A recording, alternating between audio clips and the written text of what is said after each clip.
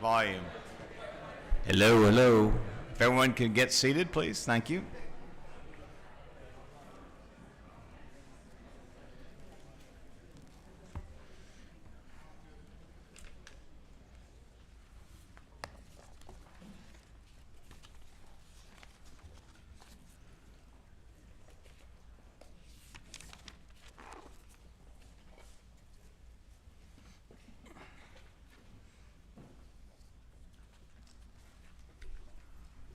Good morning. And a very good morning to all those in attendance in person, as well as to all of those attending virtually this morning. The 347th meeting of the Windham School District Board of Trustees is called to order in accordance with Chapter 551 of the Texas Government Code, the Open Meetings Act. During this meeting, the board will be conducting business from the agenda posted in the Texas Register. Members of the Board of Trustees present for this meeting include myself, Eric Nichols, Vice Chair Faith Johnson, Secretary Dr. Rodney Burrow, Judge Molly Francis, Ambassador Sishan Siv, Pastor Nate Sprinkle, Sidney Zeiker, and Tom Fordyce. A quorum is present, and the 347th meeting of the board is declared open. This meeting is being conducted in person at the Renaissance Hotel in Austin and is also being broadcast on the Texas Department of Criminal Justice YouTube channel. It is 8:49 a.m. I would now ask Windham School District Trustee Pastor Nate Sprinkle to offer a word of prayer as we open our meeting. Thank you, Chairman. Would you all pray with me? Heavenly Father, this morning we come to you in the name of Jesus, and we are grateful. We're grateful for this day, for the opportunity to consider, discuss, to be encouraged by all that you are doing through the people you have placed in Windham School District. Thank you for all the wonderful administrators, teachers, and support staff that serve the incarcerated across our state. Father, we thank you also for all who get to benefit from their efforts. We pray that you bless them, that you bring more into the school district. Lord, just change hearts and help them to desire to be educated and to be rehabilitated, Lord, because we know that's your desire. You say in your word that the fear of the Lord is the beginning of wisdom, and knowledge of the Holy One is understanding. And Father, you desire restoration, rehabilitation, redemption for all. So thank you so much for all that you're doing to that end through the wonderful people of Windham School District. And we ask that you just guide us with your wisdom through any discussion, any recommendations today as we meet together. In Jesus' name I pray. Amen. Thank you, Pastor Sprinkle. Very good words. As a courtesy to speaker and guests in the meeting, we ask that you please set your electronic devices to the silent or vibrate mode. We obviously want to recognize everyone who's here with us today and also online, especially any of our public officials who are hard at work as we speak on matters of public concern. We appreciate your attendance and your consideration of the great work that's being done throughout the Windham School District. And even if you can't be here in person, please, I hope you feel welcome in our meeting. And in line with that, the Windham School District Board of Trustees is committed to providing an opportunity for public presentations on posted agenda topics, as well as public comments on issues within its jurisdiction as provided in Board Rule 300.1. Persons interested in speaking at today's meeting in person were required to complete and submit a registration card at least 10 minutes prior to the meeting's posted start time. No cards were received prior to the required deadline. Therefore, the board will not hear any public presentations on posted agenda topics today or public comment on issues within the board's jurisdiction. The next item on our agenda is our recognitions. And so Windham School District's Division Director of Instruction, Mr. Kevin Sonic, I see you coming up to the podium. I understand you'll be recognizing two individuals today, so when you're ready, Mr. Sonic, please proceed.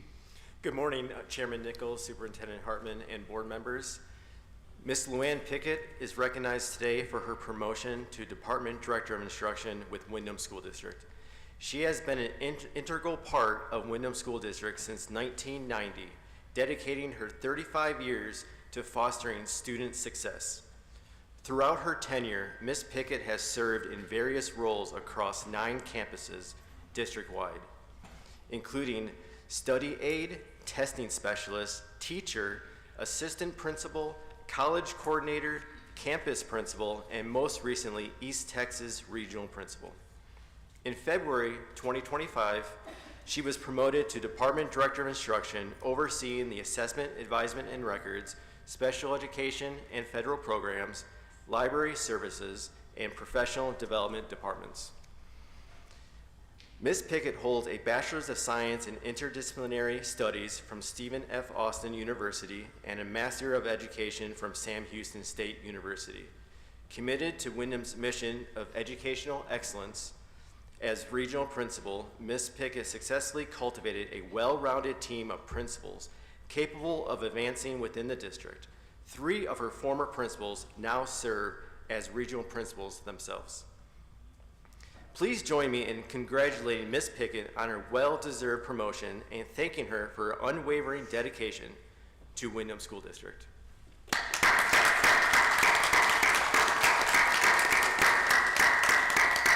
Ms. Pickett, congratulations on your promotion, well-deserved. I can speak for every member of the board. I think every member of the board has seen your work, not just heard about your work, but actually seen your work on various units around the state. So congratulations on stepping forward. We appreciate you.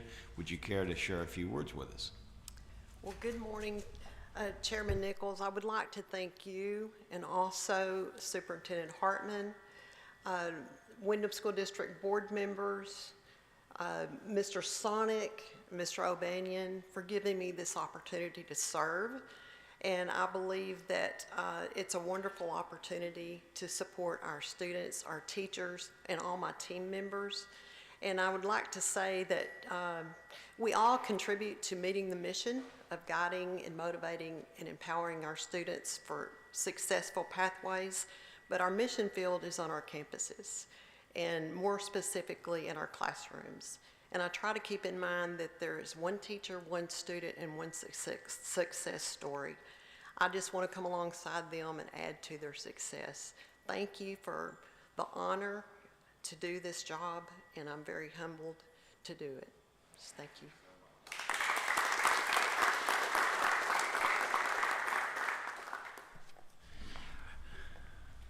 All right, Mr. Sonic, you're back up.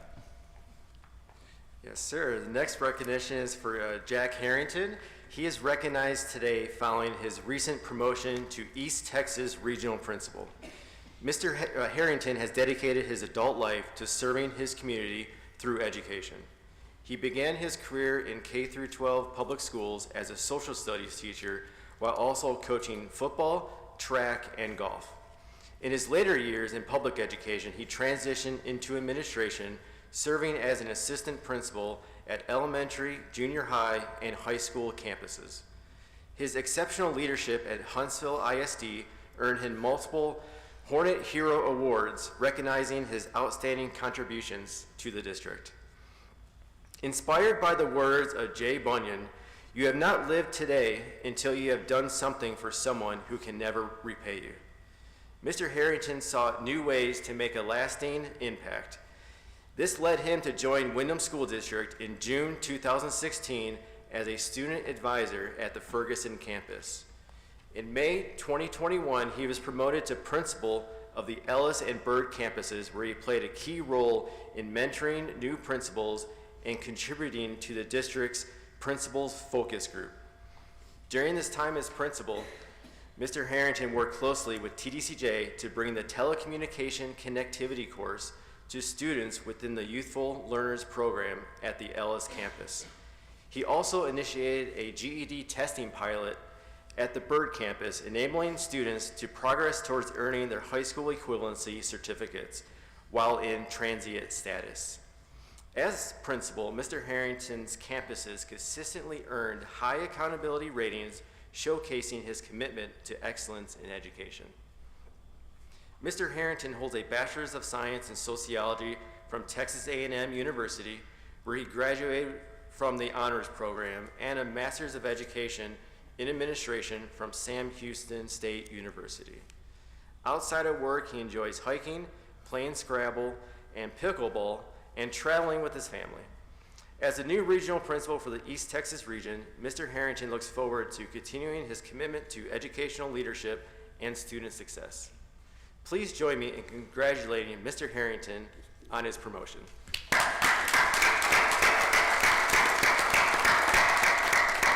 Mr. Harrington, congratulations. And by the way, if my better half were here, we would have gotten a whoop when A&M was mentioned. So, Yes, sir. But no, she'll probably catch up later on today. She's saying it online. She's thinking it, definitely thinking it.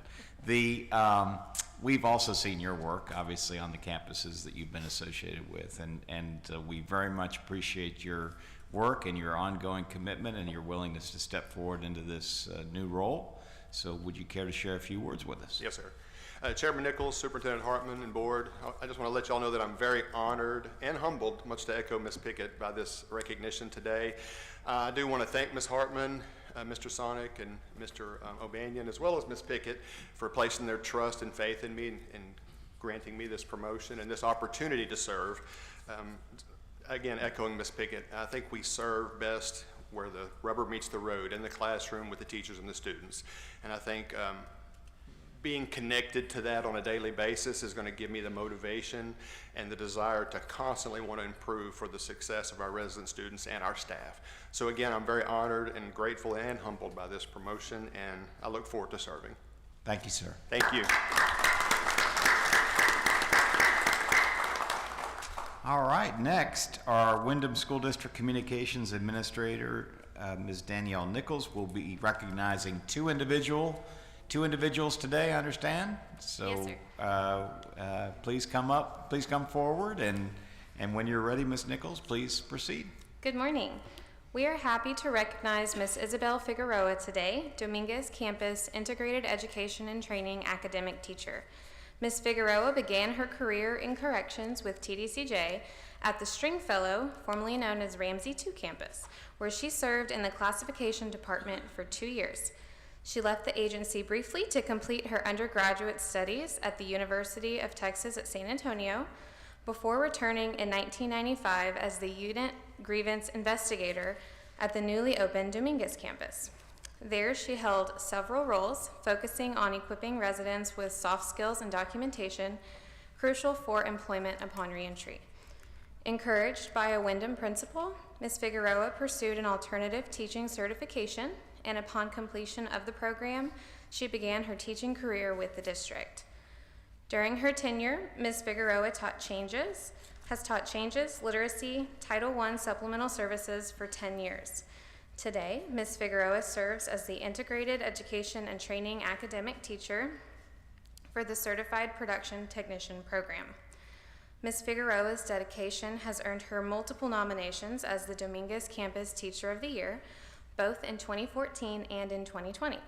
She has been married to her husband Raul for 40 years and is the proud mother of 2 and a grandmother of 6. Beyond work and her family, Ms. Figueroa is actively involved in fundraising efforts for the San Antonio Stock Show and Rodeos Scholarship Program, Cash for Kids. Ms. Figueroa finds immense fulfillment in her role as an educator in corrections, driven by her passion for teaching and a genuine desire to see her students succeed upon reentry. Please join me in thanking Ms. Figueroa for her outstanding service, the positive impact she makes each day, and the many years she has devoted to the success of our district and the state of Texas.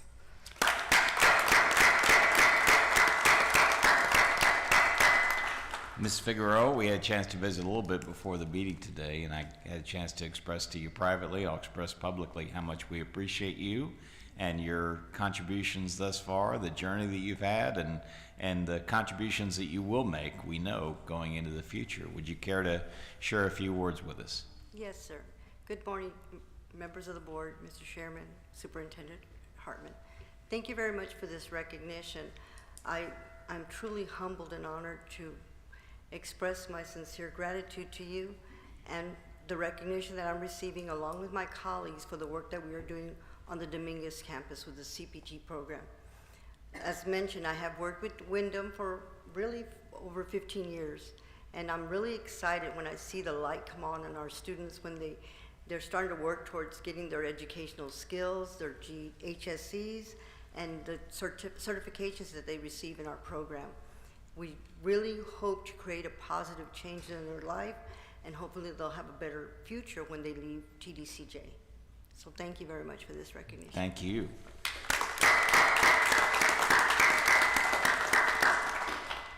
All right, Ms. Nichols, you're back up. I'm back. Daniel Johnson III brings over 26 years of construction and maintenance experience to his role as a certified production technician instructor at the Dominguez campus. Originally from Norfolk, Virginia, Mr. Johnson began his construction career at 18 as a cement apprentice, progressing to become a cement finisher by the age of 24. Transitioning into maintenance, he served as a maintenance supervisor for multiple residential communities in the Hampton Roads area of Virginia. Before joining Windham School District in 2023, Mr. Johnson spent 2.5 years as a maintenance electrician at the Dominguez campus. He initially joined the district as a telecommunications connectivity instructor and later moved into his current role within Integrated Education and Training Program. Known for his outstanding leadership and commitment to student success, Mr. Johnson wholeheartedly embraces the district's mission with pride. He finds great fulfillment in witnessing the daily transformation of students' lives through the district's programs. Outside of work, Mr. Johnson enjoys listening to music, spending quality time with his family, watching documentaries, and coaching his son in sports. Please join me in thanking Mr. Johnson for his outstanding contributions to Windham School District. Mr. Johnson, you and I also had a chance to visit a little bit before the meeting, and I had a chance to express privately what I'll express publicly, which is, I mean, what an amazing job and role to be able to have where you're participating in the daily transformation of lives. I mean, I know just from getting to know you a little bit that you have that spirit in you, and we really appreciate what you do every day. Would you care to share a few words with us? Yes, most certainly. First of all, thank everybody for the recognition and the opportunity to be here with y'all this morning. It's beyond my wildest dreams to be sitting here because it's something that I never imagined happening. I'm thankful for the leadership from the Windham School District that has allowed me to find my true purpose in helping students become better. The goal is to make this a better world than what I found it and everything else. So giving people a purpose can change their communities and make it better for everybody. I'm just thankful for everything and the opportunities that Windham's provided. I can't imagine having a better job. So I know I'm gonna forget some people, so I just want to thank everybody, Mr. Hartman. So Thank you very much. appreciate it. Sir. Thank you.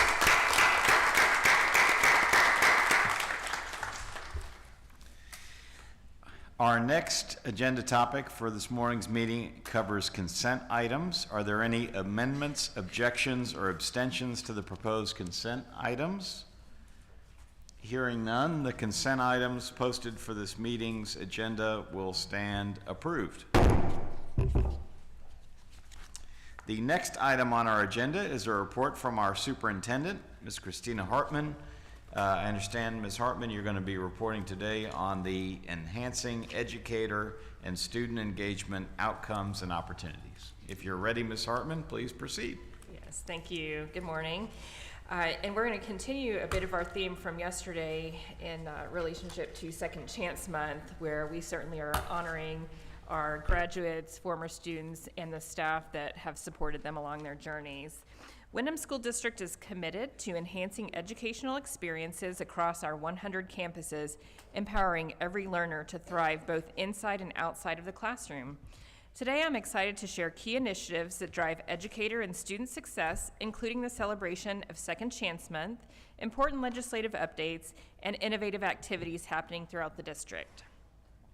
Second Chance Month holds deep significance for Windham School District and everyone in this room, as it reinforces the district's commitment to supporting students on their educational journeys and successful reentry into their communities.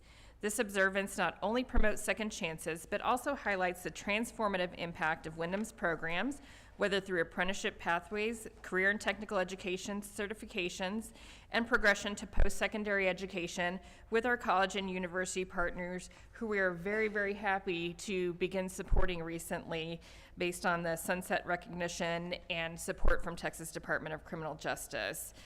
They are aiding us in leading students to high-demand employment opportunities with great wages. Windham's annual performance report, which you will hear a presentation on later this morning, includes a collection of success stories or real-life examples of individuals who have completed our programs and gone on to make meaningful contributions to their communities using the skills training they received. So today we're going to feature 4 outstanding alumni, and in addition to these 4 alumni, many, many more in our community, some of whom you heard from yesterday. First, we have Angela Gilbreth. She completed Changes, Construction Fundamentals, and the RV Service Technician courses. She's currently working for Caterpillar, employed in their distribution warehouse, picking and packing aftermarket products and shipping them worldwide.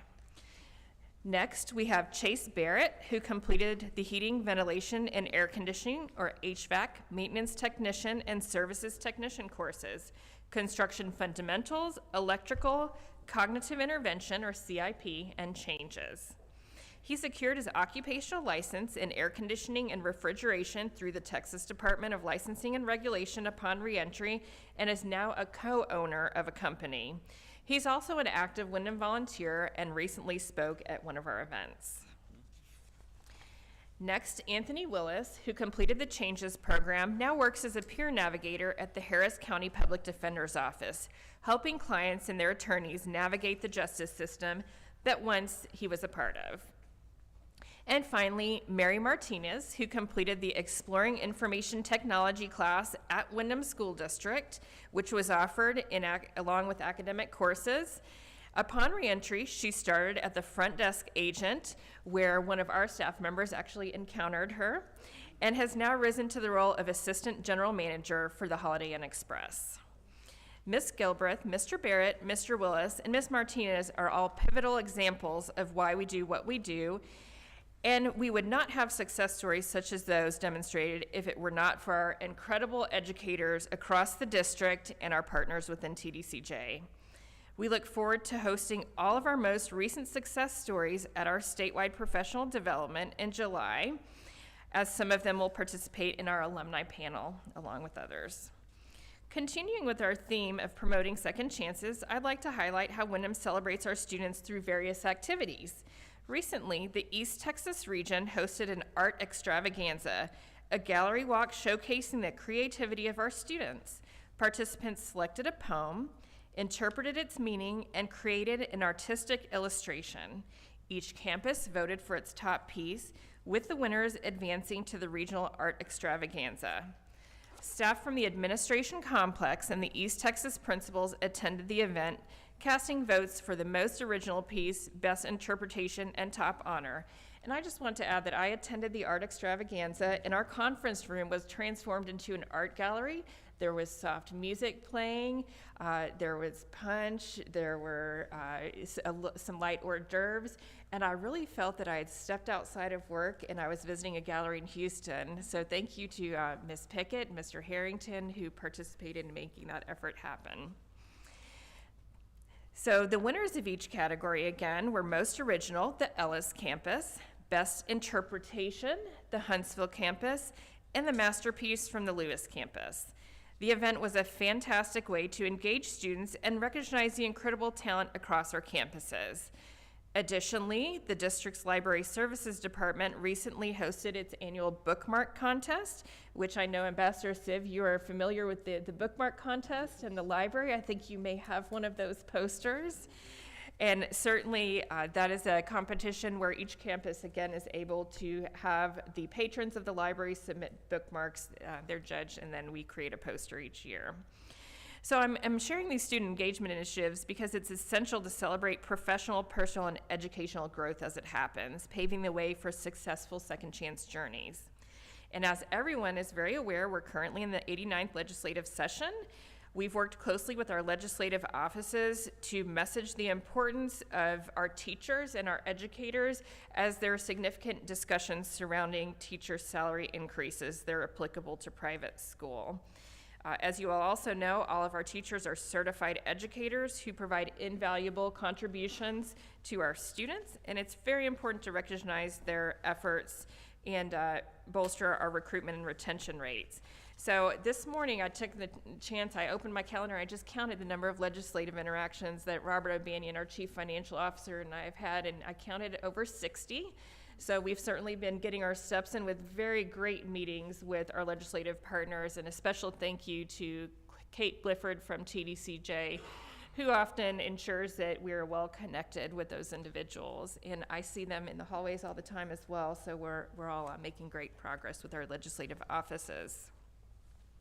So again, our primary goal is to ensure that our elected officials are familiar with our district needs and our efforts, affording safer communities by providing our students with options for success. All the initiatives I've discussed during my report today and many more are imperative to helping our students build meaningful and successful reentry journeys. Our goal is to ease the reentry process by equipping students with the skills, knowledge, and experiences necessary to secure careers in their fields of training and access opportunities comparable to those available in community settings. And certainly we cannot do that without our TDCJ partners, and many of whom I see in the audience today. I want to mention that we have a monthly meeting that includes Windham School District and many of the divisions, where we are working to very purposefully ensure that the students that are placed in training programs are eligible for employment in those programs upon reentry. And then we talk about, once they complete the programs, let's get a job in TDCJ, working on a maintenance crew or an industry or elsewhere that aligns with that field of training. I do also want to highlight one thing that we've noticed, and a special shout out to our facilities division. So certainly when you think of facilities division, you think about the maintenance efforts and things of that nature, but I want to tell you, Mr. Collier and everyone else on board, that the facilities division comes to these meetings so very prepared with lists of folks that they have placed in specific jobs.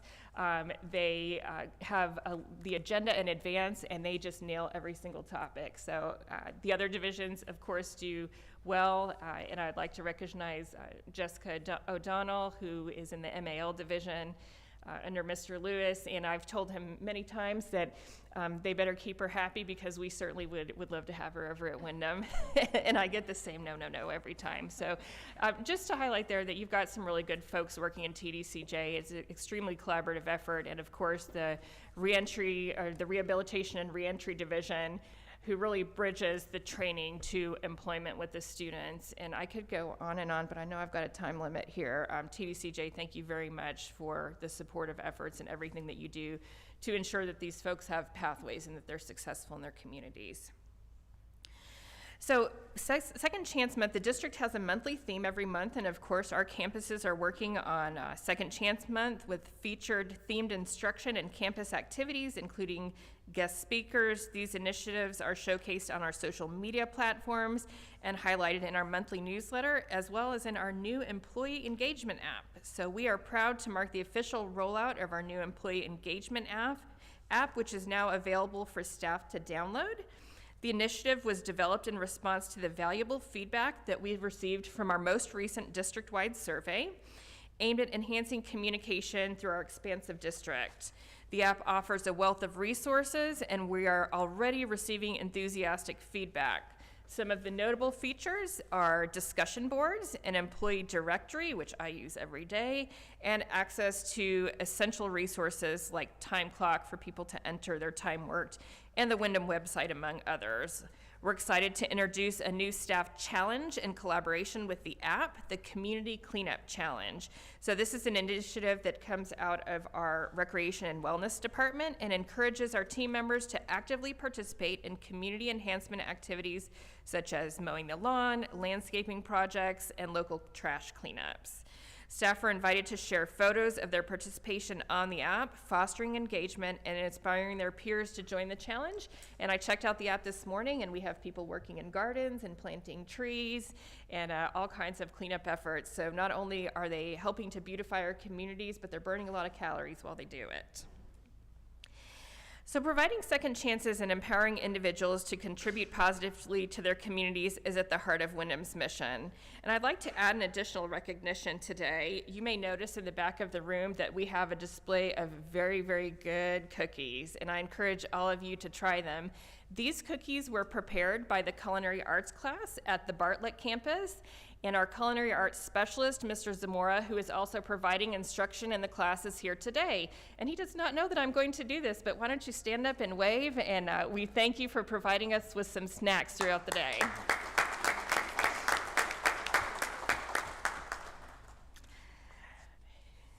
So we continue to look forward to celebrating the month of April each year, as it gives us the opportunity to recognize our alumni and share success stories. Hearing their experiences not only reinforces the impact of our program, but also helps us identify areas for growth, ensuring we continue to provide meaningful support where it is needed the most. So to everyone, happy Second Chance Month. That concludes my report. Well, thank you so much, Ms. Hartman. I got a couple of observations, a couple of questions for you. The first one is it possible for the board members to get on this app?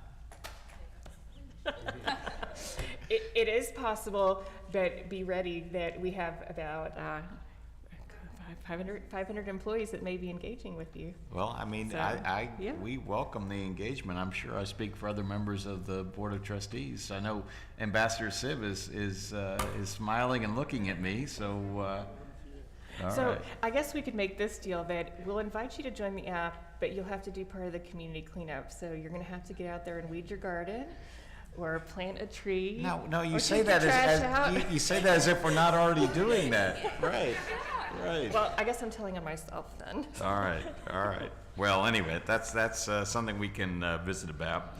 My other question is, you talked about some great success stories, and you talked about, among others, you talked about Mr. Chase Barrett, and you talked about how he secured his occupational license through Texas Department of Licensing and Regulation upon reentry. So I know I've asked this question before, but from your perspective, kind of where are we in terms of, especially during Second Chance Month, where are we?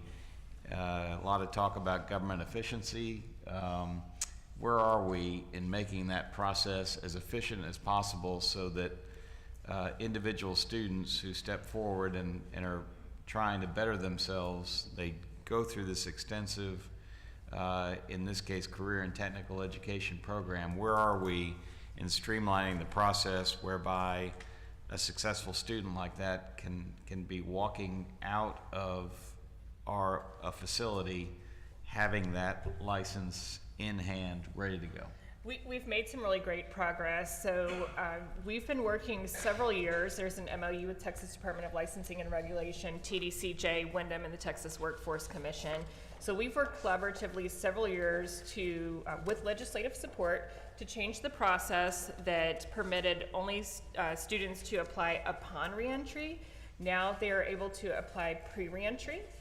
We have a streamlined process where our College and Career Readiness Department helps them submit the applications pre-reentry, a direct connection to Texas Department of Licensing and Regulation where we can review the applications and where they are in the process, and folks can come out with a license in hand. So I would say starting in September of this year, that process was streamlined, and I would certainly consider it still a pilot phase at this point, but we have so far in the school year more occupational licenses awarded than we had the entire year last year. So significant progress. There are also 3 bills that I've seen during legislative session where Robert and I have registered as resource to even expand the occupational licensing opportunities further in terms of timelines and ensuring that folks have them in their hand.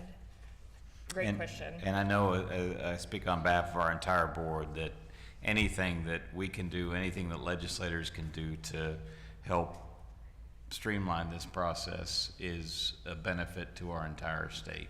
And it's not just to our population and those who are stepping forward within the campuses. So I'll add that. Excellent report. Other questions? I see Ambassador Siv has a question. I'm one of those who still live in the 20th century, so when I read books, I want to turn pages.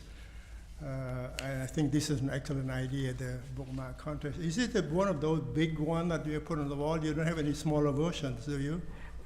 I have some of your smaller versions, but those are primarily individuals. Yes, I believe we can make that happen. Okay. Right now, we print the large posters. They're quite large, and they go in each campus library. That's right, and I've seen those, administration yeah. building. Yeah. I collect bookmarks from around the world, so some of yours are in my collection. The second one, the second success story, Mary Martinez, she now working for Holiday Inn. I have not seen all of your curriculum, but I think, is there any hospitality class or course that they went through, or did I miss some of those? The hospitality management course is the post-secondary course. So Post-secondary, we okay. offered the culinary arts course, which Mr. Zamora is the specialist for all of our culinary programs.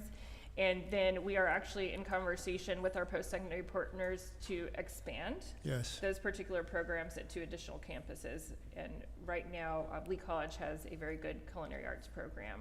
Is there a requirement to sign up for that course? Can I sit on one of those? Yes? Okay, count me in. You have a new student. Thank you. Other questions for Ms. Hartman? If not, thank you very much for your report. It's now time for the chairman's report, and I speak on behalf of the Windham School District Board of Trustees in that we are proud to spotlight yet another transformative program, especially during Second Chance Month, that is making a lasting impact on students within the district and within TDCJ. The program we spotlight today is the Certified Production Technician Integrated Education and Training Program, otherwise known as IET, and this program is at the Dominguez campus in San Antonio. This program is designed to equip students with essential skills for employment within the manufacturing industry. So, as always, I can only take the conversation so far. We really need the people who are actually out there doing these programs. And so today, we are pleased to have joining me as part of the chairman's report, we have Mr. Garland Wetzler, who is the Dominguez campus principal, and Mr. Nathan Tenney, certified production technician instructor. So thank you all for being here. Mr. Wetzler, you bring over 12 years of impactful experience in education and leadership to your role as principal at the Dominguez campus. Prior to joining the district, Mr. Wetzler, we understand you demonstrated exceptional leadership as the assistant principal at Harris Middle School within the San Antonio Independent School District, where you guided the social studies department to achieve the highest star, I've heard some more stuff about star this morning, the highest star scores in the district for 2 consecutive years. You also served as a U.S. history teacher and a coach at Lanier High School, notably leading the girls soccer team to their first district title in over a decade. The board understands that your dedication to service also extends beyond education. Mr. Wetzler, we understand you honorably served in the U.S. Navy during the global war on terror, completing 2 tours at Joint Task Force Guantanamo Bay, and we thank you for that service. We understand that you also led a team of support specialists at Naval Air Base Lemoore, ensuring access to critical resources for special needs families and directing efforts for families leaving Japan during Operation Pacific Passage following the Fukushima reactor meltdown. Mr. Wetzler, we understand you hold a Bachelor of Arts from Columbia College and a Master of Education Leadership from Trinity University. You are also certified as a principal, EC12, and as a social studies 7 through 12 educator. Mr. Wetzler, we understand that you are driven by Windham's mission to provide second chances, continuing theme, through education and are dedicated to fostering the growth and success of both staff and students, and you have played a pivotal role in the continued success of the Dominguez campus, helping maintain its A rating, and I heard about ratings again this morning, for campus accountability during the 2023-2024 school year. You have been instrumental in fostering partnerships with San Antonio College and the University of Texas at San Antonio. See, we have equal time. Ensuring these institutions have dedicated space on campus and establishing an efficient process for screening students into appropriate programs within a limited time frame. We know that you are known for your reliability and unwavering support to the great team, and that you go above and beyond to help your staff succeed, ultimately contributing to the success of Dominguez campus students. Outside of your professional life, we understand that you enjoy spending time with your family, coaching your son's soccer team, attending your daughter's dance recitals, and participating in paintball. I haven't heard that one recently, so it's been, my last paintball experience was a little while ago, I have to say. Mr. Wetzler, the board thanks you for your immense service, both for the United States that you've demonstrated and to our great state of Texas. And so now, without further ado, would you like to share a few words with us? Yes, sir, I would.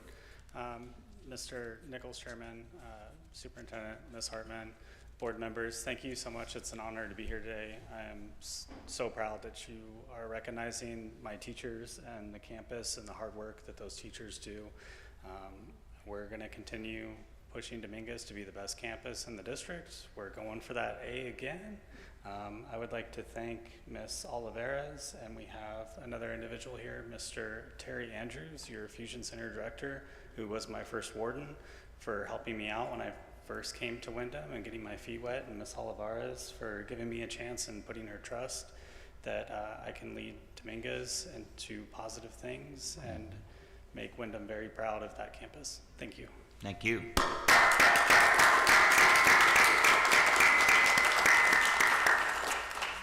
Next, as I previewed, we have a subject matter expert, Mr. Nathan Tenney. Mr. Tenney, we understand, you and I had a chance to visit a little bit before the meeting started today, but we understand that you began your career with Windham School District in November 2016 at the Briscoe campus, initially where you taught electrical trades and occupational safety and health administration 10. In 2021, you transitioned to the Torres campus as the construction fundamentals instructor before moving on to Dominguez, where your teaching journey shifted to instructing telecommunications technology, very important topic, obviously currently, and the certified production technician courses. We understand that you have been instrumental in the development of the certified production technician program at the Dominguez campus, which we will be hearing about today. Mr. Tenney, you earned your teacher education certificate in trade and industrial education, 6 through 12, from the University of North Texas in 2018. Your credentials include certifications from the National Center for Construction Education and Research for electrical trades and construction fundamentals, as well as certificates from CTEC in telecommunications, fiber optic, and copper systems and energy management.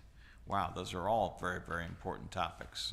But we appreciate your commitment to all these areas. We also understand that you are certified by the Manufacturing Skill Standards Council in Certified Production Technology and Certified Production Technology Plus, and an OSHA authorized trainer. We understand, Mr. Tenney, that in your role as an educator, you are dedicated to meeting the challenges and objectives of working within education and corrections, ensuring your students are equipped with the skills necessary to integrate successfully into the workforce. Outside of work, we understand that you enjoy spending quality time with family and that you enjoy fishing in the Gulf. So you and I got some fish stories to swap too. As a board, we recognize your commitment to helping students become productive members of our workforce throughout our Texas communities, and as a board, we thank you for your service to the district. So, Mr. Tenney, without further ado, I want to hear your report. Please proceed. Just hit the thing below. There you go. Sorry.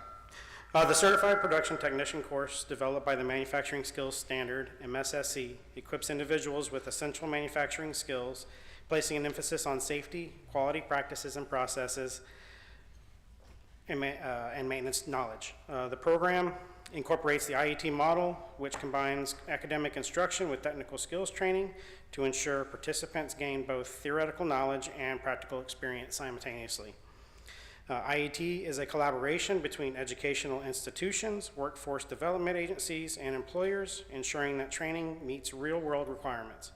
Additionally, IET provides support services for students and graduates, including mentoring, tutoring, and job placement assistance, helping alumni successfully transition into the workforce. IET instruction is contextually tied to specific skills needed in the manufacturing field, making learning relevant and applicable. Students in this program acquire extensive knowledge across 4 key modules: safety, quality practices and measurement, manufacturing processes and production, and maintenance awareness. They begin by mastering the identification of personal protective equipment and understanding various fire types, along with selecting the appropriate extinguisher. Moving forward, students delve into interpreting engineering drawings for manufacturing and grasping concepts related to quality costs. They gain hands-on experience and precise measurement techniques using dial calipers, outside micrometers, metric rules, and U.S. customary machinist rules. Within manufacturing processes and production, students become adept to identifying and safely handling a variety of tools, including wrenches, levers, and screwdrivers. They learn practical skills such as cutting metal stock using a horizontal bandsaw and drilling metal stock with a drill press, then threading using a tap and die, among other tool-related tasks. Additionally, students develop maintenance proficiency, learning procedures like lockout, tagout, and engaging in both basic and advanced maintenance scenarios. This includes operating AC, DC, electrical skill box units, installing and adjusting pillow block bearings, and correctly mounting electrical motors with precise alignment and fastener selection. Furthermore, students acquire competence in calculating gear ratios, gear drive speeds, and gear drive torques, as well as applying these calculations to sprocket ratios, belt drive ratios, belt drive speeds, chain drive speeds, belt drive torques, and chain drive torques.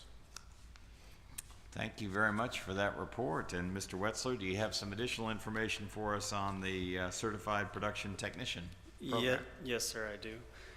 Upon completion of the course, graduates prepare to take the MSSC Certified Production Technician exam, which validates their skills and enhances employability. This certification fosters job stability and the opportunities in a growing market. In Texas, the demand for skills technicians is strong, fueled by manufacturing growth, heightened safety standards, and advanced technology across diverse sectors, including automotive, electronic, and food production fields. The average salary for a production tech in the state is anywhere from $18 to $22 an hour, with top earners averaging over $54,000 annually, according to ZipRecruiter. The MSSC IET program was made possible through the grant funding from the Texas Workforce Commission, including the Jobs and Education for Texas, or JET grant, that was used to purchase equipment for the IET grant, which funds staff training and a case manager position. The case manager position is responsible for connecting graduates with employment opportunities prior to reentry and following up on those outcomes. As educators, we are deeply grateful to the Texas Workforce Commission for their invaluable support, which enables us to develop life-changing programs. The district looks forward to progressing the development of a certified production technician program for the women at the Plain campus.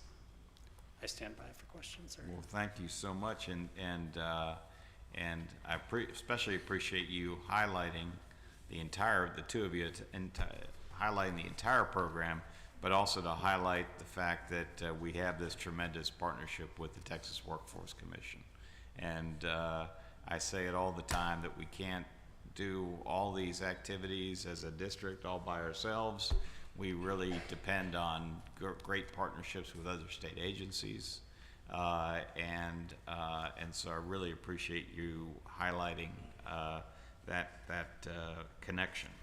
Now, as the district continues to strengthen its partnerships also with post-secondary institutions, which you referred to earlier, the Certified Production Technician Program serves as a valuable pathway for students to pursue an associate degree in logistics, opening doors to advanced career opportunities. And let me also say that I very much appreciate, I know the rest of the board appreciates the fact that everything we do as a district, we're doing with an eye towards the type of advancement that we're seeing among our student population, but we're also being practical about what the Texas job market is and what the opportunities are out there, and the fact that you're keeping an eye on ZipRecruiter and making sure that we're helping students achieve training in areas where there are not only real employment opportunities, but employment opportunities that will be valuable to the individual, but also that individual's families, and also the fact that you're thinking about expanding this program to our female population as well. I think that's a tremendous aspect of being forward-thinking. So on behalf of the board, I'd like to express our thanks to Mr. Wetzler and Mr. Tenney for sharing their expertise and all this valuable information on the IET Certified Production Technician Program. And this concludes my report, but before we conclude it, are there any comments or questions from the board? I see Ambassador Siv. Thank you both for the excellent report. I look forward to visiting you soon. I think one time I was there, I cooked 200 chickens, so I hope you have a chance to give me some cooking experience. And I look forward to learning a few things from you, Mr. Tenney. Thank you. Any other, Vice Chair Johnson? Yes. Thank you, Mr. Chairman. Thank you, Mr. Wetzler. We had an opportunity to visit the other day. You were able to take me throughout your whole program. I was so excited about that. And I know you indicated that the average salary for our student is $54,000, but you told me another figure I got really excited about. You said they could make up to $100,000 or more. Yes, ma'am. I have the numbers right here. So most start at $18 to $22 an hour as a production line worker. So that would be someone that's working on the production line. As you move from that, the next step would be into maintenance. Maintenance, you can make anywhere from $54,000 to $100,000 a year as maintenance working on those production lines at places like Toyota, Standard Aero, Toyotsu, in the automotive industry, and the aerospace industry. The next step up from maintenance is working as a maintenance supervisor, maintenance engineer. They can make upwards $75,000 to about $120,000 a year. These are from the numbers that I have are from the same places like ZipRecruiter and stuff like that. And then the last step on that would be moving into the management positions within those production plants, and they can make upwards of $120,000 a year, ma'am. Yeah. That's awesome.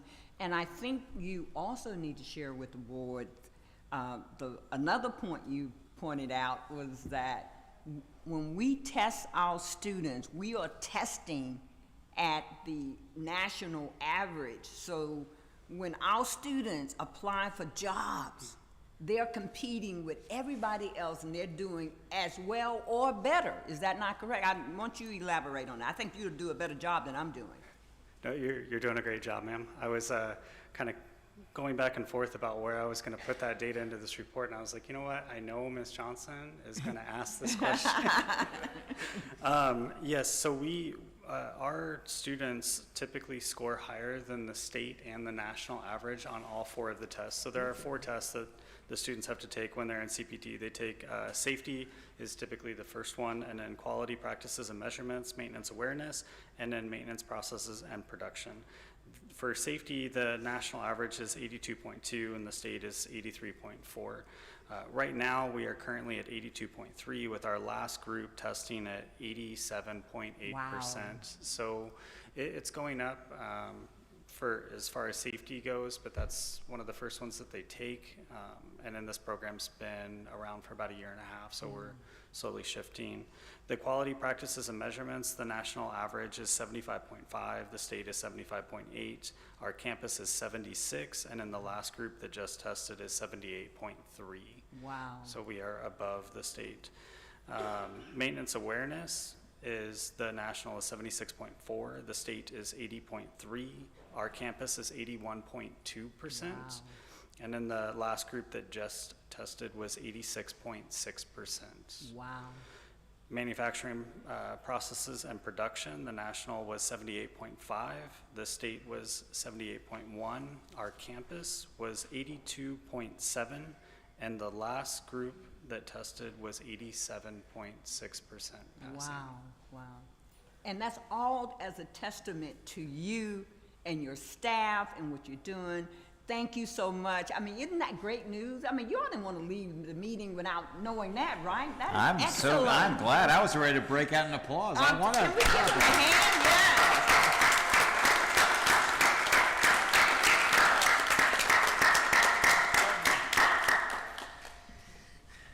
Ms. Hartman, any other thoughts? Well, I'm getting a little concerned that our instructors heard those salary wages, and I'm very glad that you really enjoy your employment with us. So thank you for the great work. I know, Mr. Tenney, did you have anything that you wanted to add in terms of comments, or are you good to go? You're good to go. Okay, great. Well, just thank you very much, Dominguez campus. I know that you all are doing a wonderful job. I enjoy every time I visit with you, and I know last time I was there, they were just getting this program started, and it sounds like it's time for another visit so I can see all the great work you're doing. Thank you. Thank y'all for your report. Thank you, sir. The next item on our agenda is a presentation on the 2023-2024 Annual Performance Report. Windham School District Director of Instruction, Kevin Sonic, and Communications Administrator, Danielle Nichols, will both be presenting today, I understand. Will you, if you want to, you can stay where you want, or you want to come up to the podium. But when you're ready, Ms. Nichols, please proceed. Good morning, Chairman Nichols, board members, and Superintendent Hartman. My name is Danielle Nichols, Communications Administrator with Windham, and I'm joined by Mr. Kevin Sonic, Division Director of Instruction. This year's annual performance report theme, Redefining Education and Corrections, highlights the district's commitment to transforming perspectives on education and corrections and its profound impact, not only on the students, but also on their families and our communities. It is our privilege to share a brief overview of the district's APR with you, highlighting these educational opportunities and accomplishments between September 1st, 2023 through August 31st, 2024. Windham provides high-quality education, with the first step being identifying a personalized instructional path tailored to each student. After assessments like the Test of Adult Basic Education, or TABE, and interviews, student advisors enroll students in academic, career, and technical education, or CTE, and life skills courses outlined on their individualized treatment plan, or ITP. Common characteristics of an academic student entering Windham's programs include the average 5th grade reading level upon enrollment in academic programs, 32 years old, cognitive behavioral needs, history of academic challenges, and requiring workforce training. Approximately 50,000 students received Windham Educational Services in school year 24. Windham serves students under the age of 22 within the district who meet eligibility requirements for special education services under the Individuals with Disabilities Education Act. During the 2023-2024 school year, 536 students received special education services. The district also serves students with disabilities who access accommodations under the Americans with Disabilities Act, or ADA. The most common accommodations are extended time on assessments, private rooms, small group testing settings, frequent breaks, and oral assessment administration, to name a few. 20,138 students participated in adult education academic programs. Students showed measurable skills gains across academic programs. 5,029 students met the standard in reading, 4,621 students met the standard in math, 3,758 students met the standard in language, and 3,333 students took the GED exam in school year 24. Of that group, 80% of those tested earned a high school equivalency certificate. The total number of students enrolled at the Matthew Gaines High School during school year 24 was 79, with 28 seniors earning their high school diplomas. At the Jovita Gonzalez de Morelos High School, 61 students were enrolled, with 13 graduating seniors. Windham partnered with the Goodwill Excel Center to launch an accelerated adult high school diploma program at 4 campuses in school year 24, B. Moore, Coleman, Connolly, and Diboll. Windham provides life skills programs designed to help students reshape their thinking, enhance soft skills, strengthen cognitive abilities, and increase employment opportunities. In school year 24, 15,581 students participated in the Changes program, 7,629 students participated in the Cognitive Intervention program, and 2,310 students participated in the Parenting program. And I'll turn it over to Mr. Sonic to continue with our CTE updates. Thank you. In school year 2024, Windham offered over 40 CTE courses across 8 career clusters. 10,012 CTE certificates and 13,888 industry-based certifications were earned in school year 2024. In the 23-24 school year, Windham, in partnership with TDCJ, had 30 occupations across the state registered with the Department of Labor, and 1,289 active participants, with 217 of those achieving sufficient hours to complete the program, helping to increase the pool of skilled workers in the community. Throughout the school year 24, the Family Literacy Program continued to achieve progress, extending its reach and enhancing its impact. The Family Literacy Program secured consent for over 600 children to actively participate, and the number of interactive reading and homework assignments completed by families rose from 221 in 2023 to 632 in 2024. Family Literacy Day events were implemented at 7 campuses, and these events integrated valuable caregiver feedback, highlighting children's academic progress and increased reading interest. Windham's accountability system helps educators, campus and district leadership track key campus data for effective program management. Windham received the rating of accomplished for the 23-24 school year. The district undergoes a biennial evaluation in compliance with requirements outlined in the Texas Education Code to assess the effectiveness of district programming. The 23-24 APR outlines the report's findings and evaluation statistics, including recidivism rates, alumni employment data, and academic progression statistics. This year's APR also featured highlights from each of our regions, showcasing the launch of new programs and initiatives, including online testing, partnerships with employers, and more. If you look to the presentation, you will find some examples of the incredible initiatives highlighted in the report.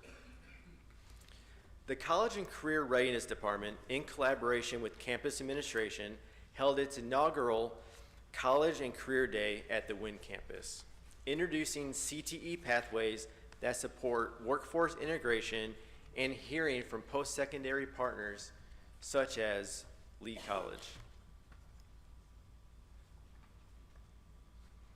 The department streamlined the criminal history evaluation letter, CHILL process, which is a way for students and student advisors to confirm likelihood of eligibility for licensing before enrolling in specific CTE programs. So students do not engage in training fields in which they will not be eligible for licensure. 441 chills were successfully submitted to the Texas Department of Licensing and Regulation for review. Updates to technology throughout the district were prioritized, including the launch of internet-based GED, TABE, and NCCER testing at 5 pilot campuses, enhancing accessibility and efficiency of scoring and reporting. There is much more covered within this year's annual performance report. Wyndham takes pride in the achievements and efforts of district staff and students throughout the 23-24 school year. By consistently evaluating and improving programs and opportunities, the district continues to inspire students to pursue success as they transition into our Texas communities. This concludes our report, and I am happy to take any questions.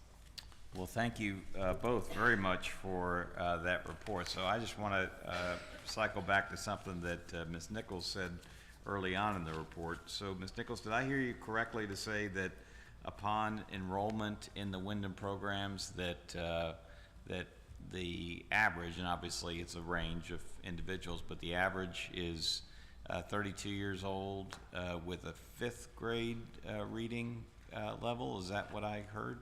Is that correct? That is come correct. on, yeah, come on up. We do it together. Okay.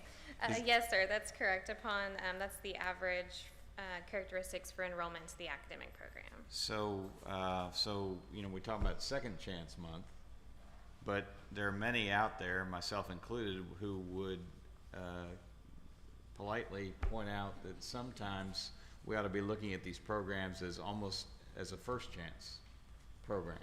When you think about it, that we're dealing with students who arrive at that learning level, and the fact that this truly is a first chance in addition to a second chance.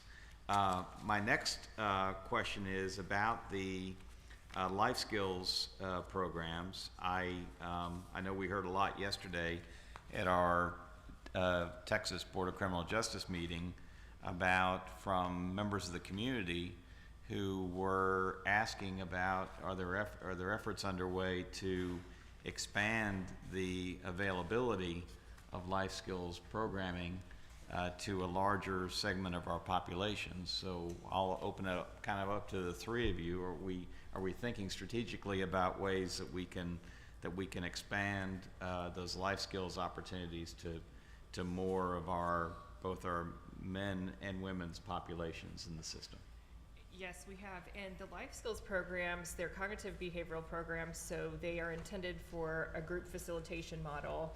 We have recently purchased and have some installed already, some chairs that go in the restrictive housing setting. They're secure program chairs. They look just like a student desk, but when you flip the desk over, it locks, and then they have freedom of movement with their arms, et cetera, so that they can participate in that group facilitation aspect.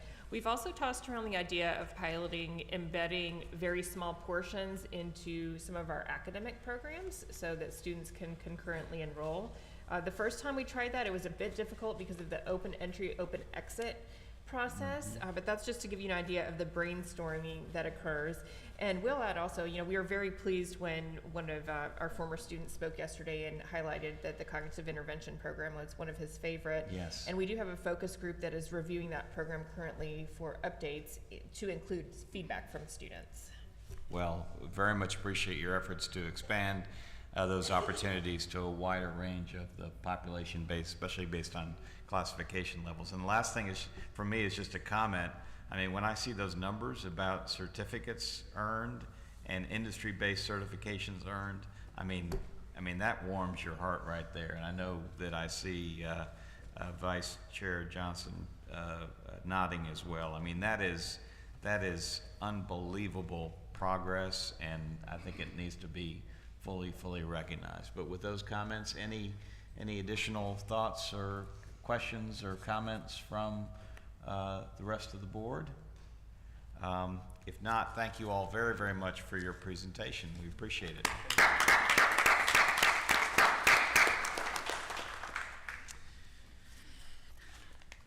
The next item on our agenda is a discussion, consideration, and possible action regarding the proposed revision of Windham Board Policy WBP 07.18 entitled Performance Evaluation System. Windham School District General Counsel, Mr. Eric Brown, is at the podium and will be presenting today. When you're ready, Mr. Brown, please proceed. Thank you, Chairman Nichols, members, Superintendent Hartman. The proposed revisions to Board Policy 718, Performance Evaluation System, include non-substantive changes to update the policy for clarity, conciseness, and style. And that's it. I'll pause now for questions. Thank you, Mr. Brown. Are there any questions from any member of the board? If not, do I have a motion? Yes, sir. I move that Windham School District Board of Trustees approve the revision of Windham Board Policy 718, Performance Evaluation System as presented. I have a motion from Judge Francis. Do I have a second? Second. I have a motion from Judge Francis. I have a second from Board Secretary Dr. Rodney Burrow. All those in favor say aye. Aye. Any opposed? Motion passes. Thank you, Mr. Brown. The Windham School District Board of Trustees, as I said earlier, is committed to providing an opportunity for public presentation on posted agenda topics, as well as public comments on issues within its jurisdiction, as provided in Board Rule 300.1. Persons interested in speaking at today's meeting were required to complete and submit a registration card at least 10 minutes prior to the meeting's posted start time. No cards were received prior to the required deadline. Therefore, the board will not hear public presentations on posted agenda topics today or public comments on issues within the board's jurisdiction. And with that, I again thank everyone for either being present physically here today or attending online. And the next meeting of the Windham School District Board of Trustees will take place on Friday, June 27th, 2025 in Bryan, Texas. And again, my better half is not here to give a whoop. But there being no further business, the 347th meeting of the Windham School District Board of Trustees is now adjourned. It is 9:59 a.m.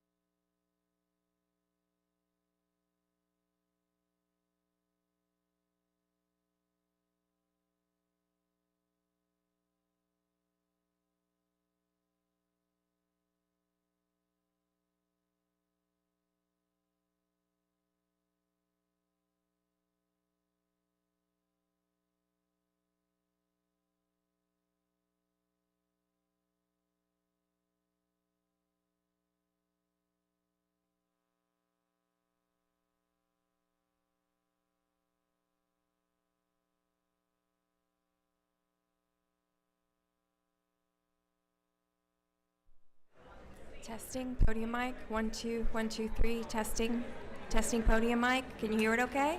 Yeah?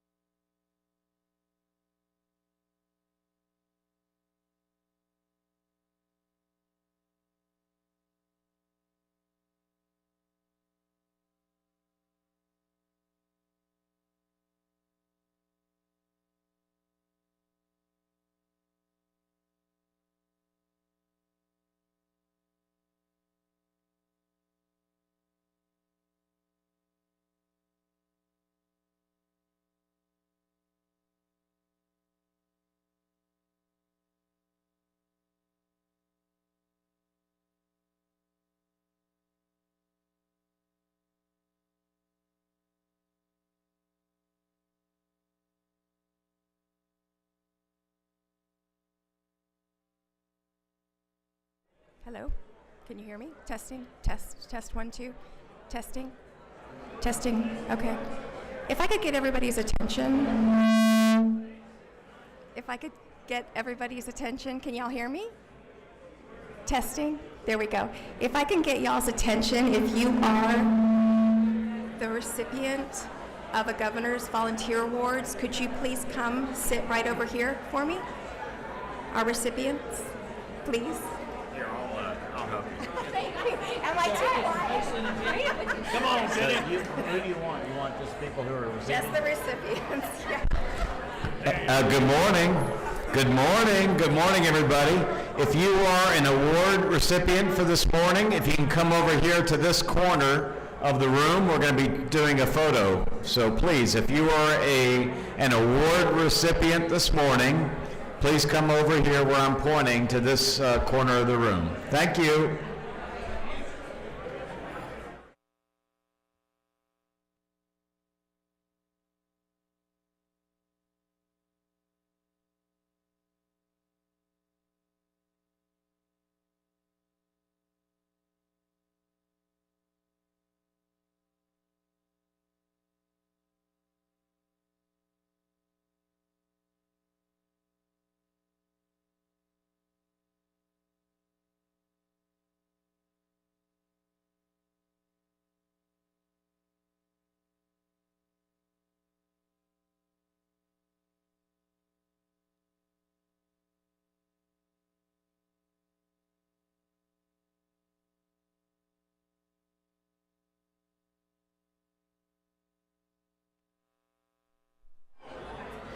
One last call.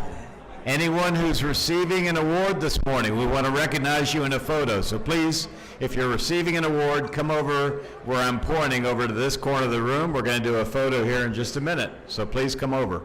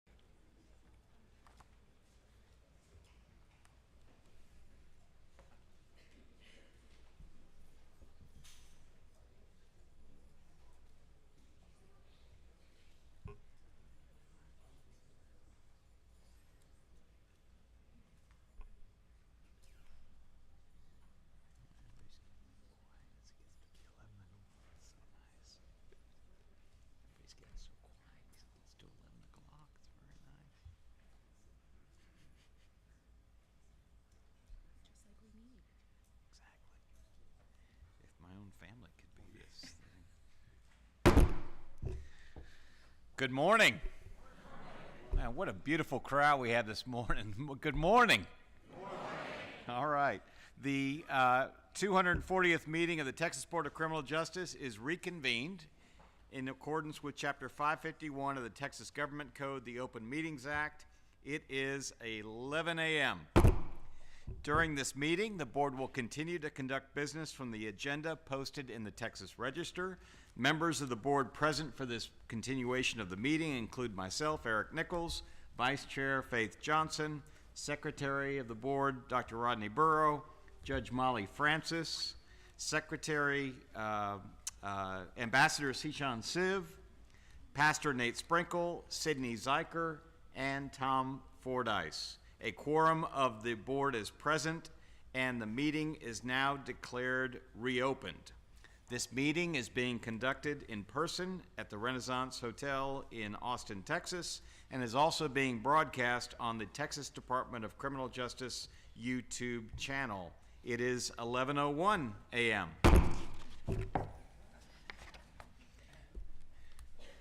So, as part of our agenda that we started yesterday, we are extremely glad, our hearts are glad, we are very fortunate to be able to welcome everyone to the 2025 Governor's Criminal Justice Volunteer Service Awards ceremony.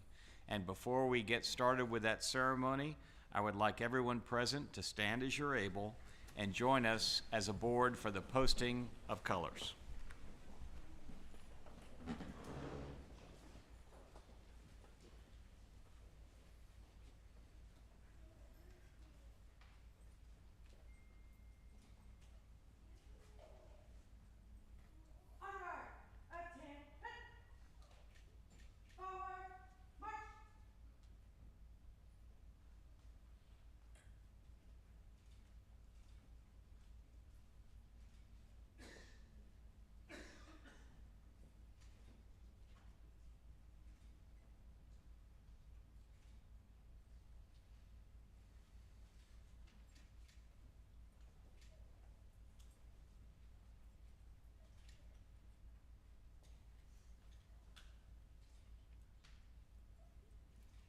Mark time.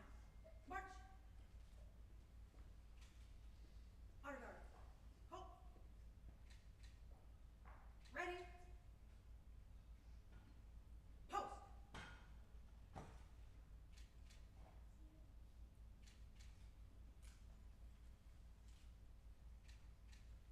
Recover.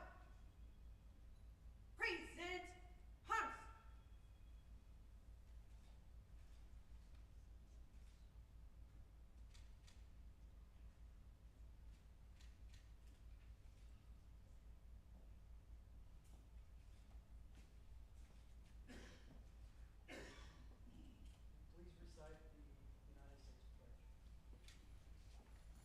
Pledge allegiance to the flag of the United States of America and to the republic for which it stands, one nation, under God, indivisible, with liberty and justice for all. Now the Texas flag. Honor the Texas flag. I pledge allegiance to thee, Texas, one state, under God, one and indivisible.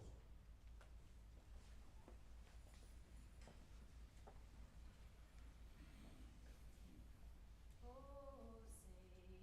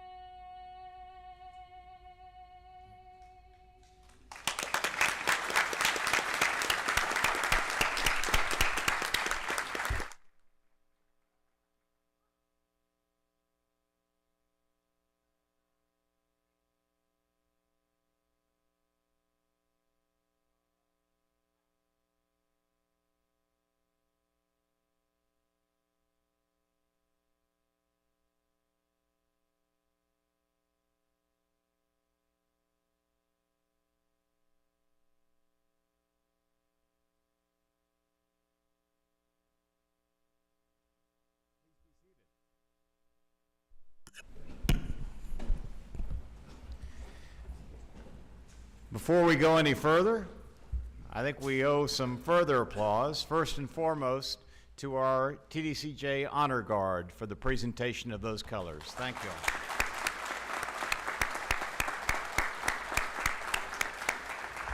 And thanks also to the Texas Department of Criminal Justice Chief Program Officer Jason Clark for leading us in the pledges.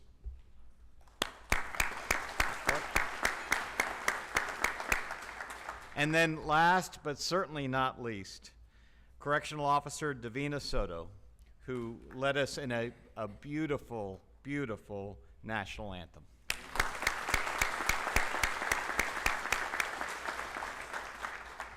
Today, as I said earlier, our hearts are glad. We celebrate the profound impact that volunteers make in the lives each and every day of individuals incarcerated in the Texas prison system, make differences, real differences, lasting differences, transformational differences in the lives of individuals who are on parole, and make those same transformational changes to those on probation across the state of Texas. It is a privilege to stand before you as we formally acknowledge, as we acknowledge informally every day, believe me, because we do, volunteers who embody the essence of the mission of the Texas Department of Criminal Justice: hope, redemption, and transformation. Our volunteers, some of whom we'll be honoring today, but we honor all volunteers by virtue of the program today. Our volunteers do not just teach lessons or provide support. Our volunteers are out there every day building bridges of second chances. And it's especially important that we recognize that concept of second chance because, as you all know, during the month of April, we are in Second Chance Month. And these volunteers do all that work through their actions and words. Our volunteers across the state of Texas, in the Texas Department of Criminal Justice, in our parole system, in our community supervision and corrections departments across the state, create environments where individuals are not defined by past mistakes, but are given the opportunity to become the best version of themselves and to be productive members of their communities with the skills, confidence, and support that these individuals need to succeed. I'm always astounded by this number, but TDCJ alone has more than 27,000 volunteers who serve in our facilities. So we take a moment today to acknowledge all of these volunteers and the countless hours that individuals spend each and every day helping others. And rest assured, when I see you individually as volunteers out in our units, when I see you at events like this, you hear me say it, but I hope you understand that when I say it and other board members say it, we mean it. That your efforts are not only changing lives every day, but you are helping our entire state. You are helping to keep the public safe, and you are proud contributors to the history of our great state of Texas. And before I go any further, as you heard, these are the governor's volunteer service awards. And so I think it's very appropriate at this point that we understand and recognize that our Governor Greg Abbott and our First Lady Cecilia Abbott have issued a proclamation specifically directed towards April being Second Chance Month. And so if you'll indulge me, I'm going to read a proclamation that our governor has signed, and thankfully I have my readers with me. Second Chance Month, April of 2025. More than 70 million Americans have an arrest or conviction record, which often leads to lasting unintended consequences such as significant barriers to employment, housing, education, social integration, and economic freedom. Successfully and safely integrating former offenders into society can boost the economy, strengthen the community, and make society safer. As we work together to eliminate barriers that hinder successful reentry, we can strive to provide resolutions and rehabilitation programs that address many issues: mental health problems, substance abuse, and lack of social support systems leading to crime. When these underlying issues are not addressed, economic hardship and an increase of recidivism often follow. By providing employment and housing assistance, substance abuse and mental health treatment, and family support services, we can build a stronger Texas of tomorrow. Each year, the month of April is set aside to shed light on the circumstances people face upon re-entering society and to consider the unintended consequences associated with criminal records. Individuals returning to communities from prisons, jails, and juvenile facilities may not have the resources and social support, which underscores the importance of Second Chance Month. By providing resources and support for individuals re-entering society, we can end the vicious cycle that leads to recidivism. First Lady Cecilia Abbott joins me in encouraging all Texans to observe Second Chance Month with appropriate programs and activities, in testimony whereof I have signed my name and caused the seal of the state of Texas to be affixed at the city of Austin this first day of April 2025. Signed, our governor, Greg Abbott. Let's give him a round of applause.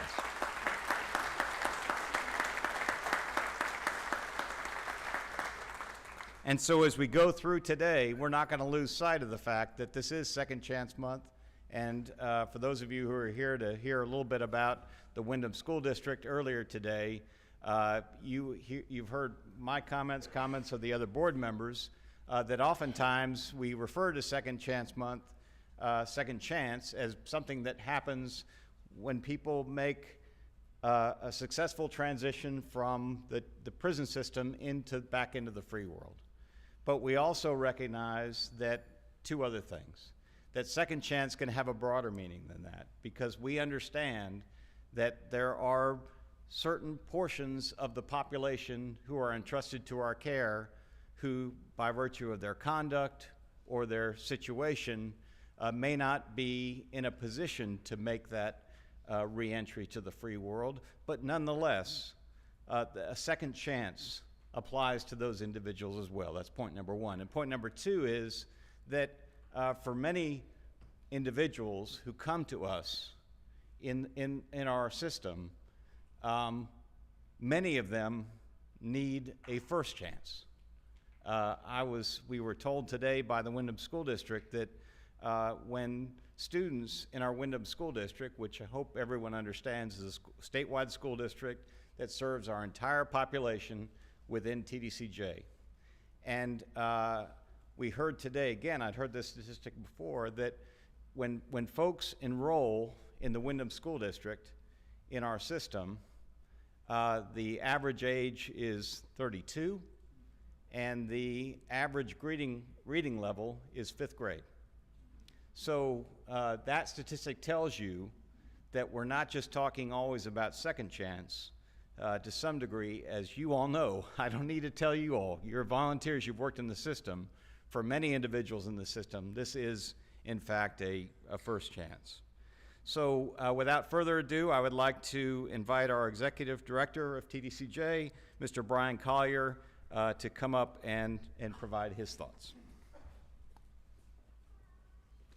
Thank you, Chairman Nichols, and good morning, everyone. It truly is an honor to be here with you today.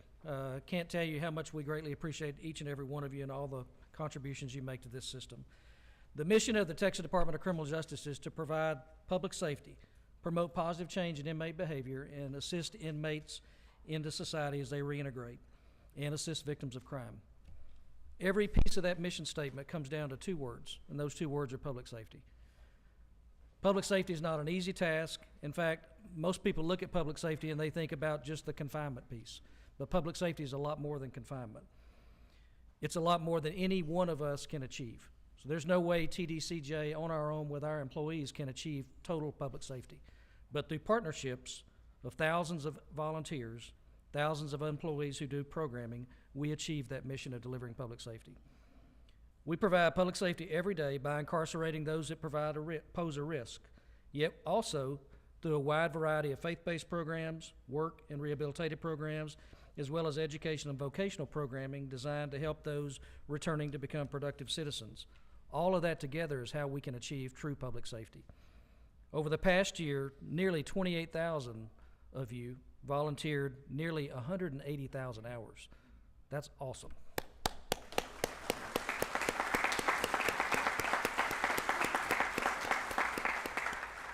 Every one of those hours helps us to meet our mission to keep Texas safe. As a volunteer, you unselfishly give of your time and resources to help those in need. Today's about the recognition of those efforts. We know you don't do it because you're looking for recognition. You do it because you want to give back, you want to make a difference, and you want to help others find the right path. As a volunteer, please know that this agency is grateful for your service, and we salute you for the work that you do. As a Texan, please know that our state's safer because of what you do. As I close, I want to recognize a very special group of volunteers. That is our Texas Board of Criminal Justice members. Each of them volunteer their time and talent to this board, which takes a lot of their time and energy. And I want to tell each and every one of you, thank you for all that you do as board members, as our volunteers. Thank you for all that you do.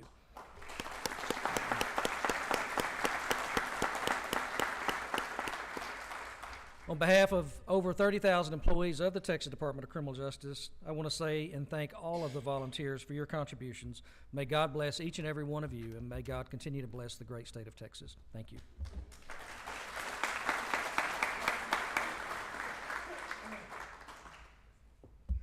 Thank you, Mr. Collier, for those good words. I now want to invite Mr. Chris Carter, who is the Texas Department of Criminal Justice Director of the Chaplaincy and Volunteer Services Division, to come up and share his thoughts on the impact of volunteers within our system. Thank you, sir. Good morning, everyone. Good morning. I want to give honor to God for allowing this event to take place. I want to thank Chairman Nichols, Vice Chair Johnson, Mr. Collier, Pastor Sprinkle, board members, Mr. Clark. Thank you all. God bless you. It's my honor to give you all an overview of the new Chaplaincy and Volunteer Services Division, but today's presentation will focus primarily on the Volunteer Services Department. So, next slide. October 2024, the Texas Department of Criminal Justice and TDCJ created one of the greatest divisions in the history of corrections. That's my opinion after 30 years of service. And the reason I say that is because we've given chaplaincy and volunteer services its own domain, its own pillar. And we've recently seen so much increase in impact and motivation in the volunteer services, faith-based programs, and it's been overwhelming to see God working. So I just want to thank the board, thank Mr. Collier, and thank everyone that had the vision to make this happen. Y'all give them a round of applause. Thank you, thank you.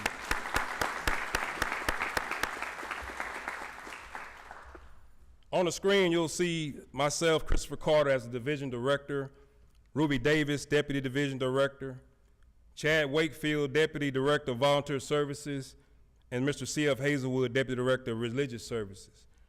You're also looking at over 140 years of experience on that screen. That's what you're looking at. A dedicated team of individuals that have the heart, they have the vision and the drive to make this mission possible. Next slide, please. Administrative support staff. I have a wonderful administrative team.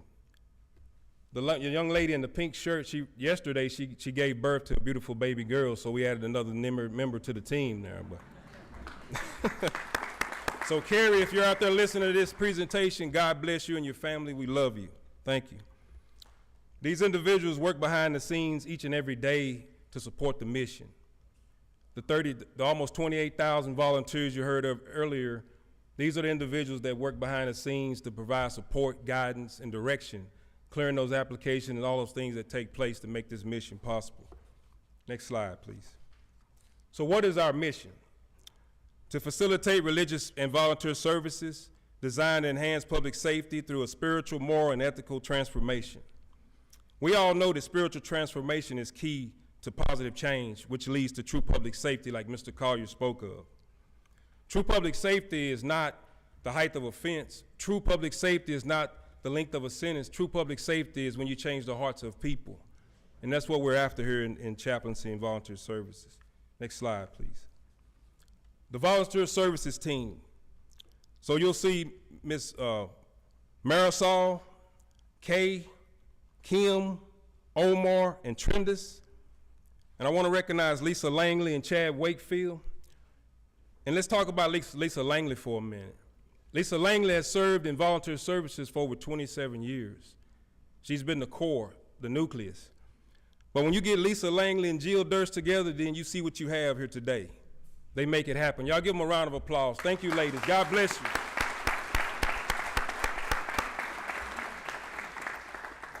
Next slide, please. So what is a TDCJ volunteer? A volunteer is an individual who embodies the spirit of selflessness and community service by donating one's time, skills, resources, and help a cause. The first picture there is Ambassador Seal receiving his volunteer service pin. The second picture is Johnny and Betty Moffitt. They volunteer with marriage seminars. It's a group called Worldwide Voice in the Wilderness. Over 48 years of volunteer service. Over 98 marriage seminars. 10 staff marriage seminars. They're all in. Third picture is Bishop Toops over at the Styles unit. A contagious smile. That man lights a room up every time he walks in it. And then the fourth picture is a picture of volunteers praying with a correctional officer. There's no limits. They have a 360 impact. In addition to the time and the skills and those things that volunteers bring, they also bring the love and compassion that's needed to seek this mission that we're after each and every day. Next slide, please. As you can see on the screen, in the past 5 years since 2020, we've had a 40% increase in volunteers.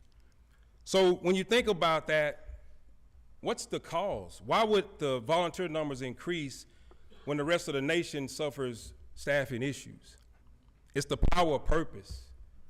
It's the why. You know, when you start working on your list of whys, it eliminates the hows. Why do you serve the Lord behind the walls? Why do you want to make a difference in the lives of the incarcerated? Why do you want to change the world from the inside out? We've learned that when the why is big, the how is small. When the why is powerful, the how is weak. And when the why is everything, the how is nothing. And that's what we're seeing in the volunteers. There's nothing too impossible for the volunteers to help us achieve. So thank you for that. Next slide, please. Impact of volunteers. Volunteers provide Bible studies, religious services, marriage and parenting classes, life skills, and much more that impact public safety by reducing recidivism and improving prison culture. You'll see a picture of art contests and games. And to the far right, that's a picture of a baptism in a restrictive housing area at the Wainwright unit. Therapon group, there's no limits. These guys go down each and every day and spread the gospel, bringing those men out, baptizing them, and we've seen so many individuals transition out of restrictive housing because they found the light, they found the pathway. I want to give a special honor to Warden Donna Muniz for making that happen, and Mr. Brown and Therapon. Those are the things that volunteers are able to do each and every day. Next slide, please. Crusades and special events. Volunteer organizations provide special events such as Mike Barber Ministries Day of Champions, Kairos Prison Ministry, Kobe Prison Ministry, marriage retreats, and so many more. We average at the Mike Barber ministry events, we average 500 a pop under the tent. I mean, 500 turning out. 300 baptisms. You know, you just have so many things going on. You can see the Spirit of God moving through those facilities. On the right, you see Chairman Nichols speaking at a Mike Barber event. The board, the administration, the directors, the wardens, they're all in these movements. Tour walking events, we have field ministers, life coaches, and all of the men from the inside working, volunteers, and everyone coming together as a unified team to make these events possible. Next slide, please. Crusades and events. First picture is a picture of a marriage seminar at the Wind facility, 3-day event where those men were able to bond the family, because we know that family reunification is a powerful motivator in reducing recidivism. Program exposition at the Cofield unit in the middle, when those men turn out for looking for hope, signing up for faith-based programs, filling out applications to attend the seminary and different things. Then the far right picture is a picture of G.N. Harris playing music and that music therapy and getting everyone to clapping and moving their spirits forward. All these things are just examples of what volunteers do each and every day. Next slide, please. Now let's talk about recidivism for a minute. Research has proven that incarcerated individuals that participate in faith-based services have a decreased likelihood of reoffending. We know that for a fact. So that's why when you look at that 16.9, you all have played a major role in getting that number that low. It's one of the lowest numbers in the nation, because it shows that when you can build hope on the inside, it transitions out. Next slide, please. We have a volunteer hotline for volunteers to call weekends and holidays for service. We also have a automated service at a 437-7243 that it provides guidance when you're at the gate and you can't get in, or different things that are going on, you need guidance, you're not on the list, then it walks you through the process on how to get that remedied. So we're reaching out to try to help, bridge the gap and give you those services that you need to serve. Next slide, please. 1995, the Governor Volunteer Services Award were created through a collaboration effort between the Office of the Governor, George W. Bush, and the Texas Board of Criminal Justice. Today marks the 30th anniversary. What you're seeing on the picture is a photo of a guy named Kedrian Brewster. He received the Volunteer Service Award last year. Kedrian Brewster spent over 13 calendar years in the prison. And Kedrian would tell me, 14 years ago, that when he was incarcerated, they would hear about Mike Barber coming and all the men would mine on the wing, because he was living on a G4 cell block. Even back then, he said that knowing the volunteers were coming gave them something to look forward to, something to look up to, and a hero to chase after. I just want you to know the power of that impact. It has no barriers. Kedrian has went on to, achieve great heights. Yesterday, April the 24th, he was recognized in Indianapolis. They named the governor signed a proclamation naming April the 24th as Kedrian Brewster Day in Indianapolis. That shows you the power of transformation, programs and services, and all the things that we provide on the inside. Next slide, please. We will now play a brief video for you. God created you as a victorious, woman, and God did not make a mistake with you. It's a week of just celebration, a week of, giving them some tools to put back in their toolbox to be able to have that spiritual guidance to get them through their day-to-day life. It's your prayer. I feel like everybody needs a sense of belonging to something, or a sense of a higher power. And being able to give that back to them, no matter what the faith is, no matter what your desires are, if you just give something back to somebody else and have that hope and have that desire to do better, then that's ultimately what we want to see. I was suicidal. I had the identity problem.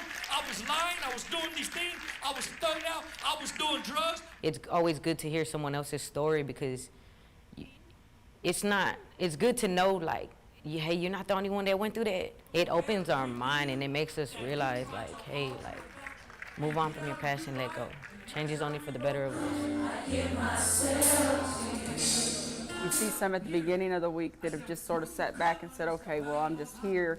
And then by the second day, and sometimes by the end of the first night, that light's clicked on and they're singing and they're enjoying it. They're standing and they're praising and they're giving back. And you can see it. You can honestly see the difference that it's making in their lives. For every knee will bow before the Lion and the Lamb.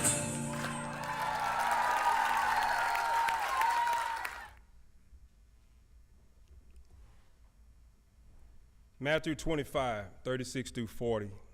We chose this scripture because it's so relevant. I was in prison and you came to visit me. Truly I tell you, whatever you did for one of the least of these brothers and sisters of mine, you did for me.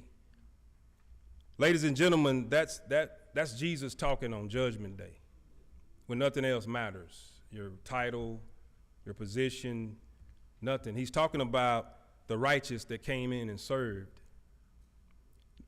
He's talking about the people that gave, not the takers. Scripture goes on to say that he separated us, the good to the right and the bad to the left, and I don't have to tell you what happened to the left side. But the ones on the right, they went on to inherit their place in the kingdom because they served. You volunteers, we love you because you're showing us the blueprint on how to serve the kingdom. He talked about, you fed me, you gave me water, you clothed me, you visited me, you took care of me, you did all these things. And then one of the righteous said, well, he said, Lord, I don't remember seeing you at the Pulaski unit. He said, well, when you did it for the men out there, you did it for me. Volunteers, we want to tell you that we love you for teaching us how to live on another level. We love you for teaching us that it's not about us, it's about servant leadership. We love you for giving us the blueprint in Jesus' name. Thank you for what you do. God bless you. It's an honor to serve with you. We'll see you out in the field. God bless you.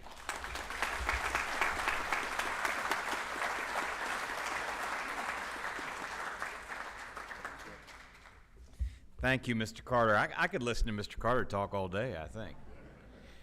So, and I know I speak for the entire board in thanking you, Mr. Carter, for your leadership. And one of the reasons why it was so important, I think, for you all to hear from Mr. Carter today is to talk about not only the great contributions of volunteers, but what I said earlier, which is it's not enough just to recognize volunteers. It's to show volunteers that we appreciate the efforts, and I hope you all appreciate that the leadership under Mr. Collier, Mr. Carter, and others led to the inspiration to have this, what I call the one-stop shop, okay? The one place where if you are an individual and you want to try to make a difference in the system, you have one place to go. You got that hotline that you can use on the weekends. You got one email address. You can send an email, and by reaching out, if you want to step forward, you're going to be provided with opportunities, whether it's a faith-based program, life skills program, book program, clothing program, volunteer program where you're helping with some of the great instruction that's going on in our career and technical education fields. There's so many areas where our volunteers can serve, and hopefully the establishment of this one-stop shop will support each and every one of you. So now we get to the part of the program that's the main event. And so for the main event, I would like to introduce our valued Vice Chair, Judge Faith Johnson, who, as in past years, and by the way, happy anniversary, 30 years, huh? Let's give ourselves a round of applause.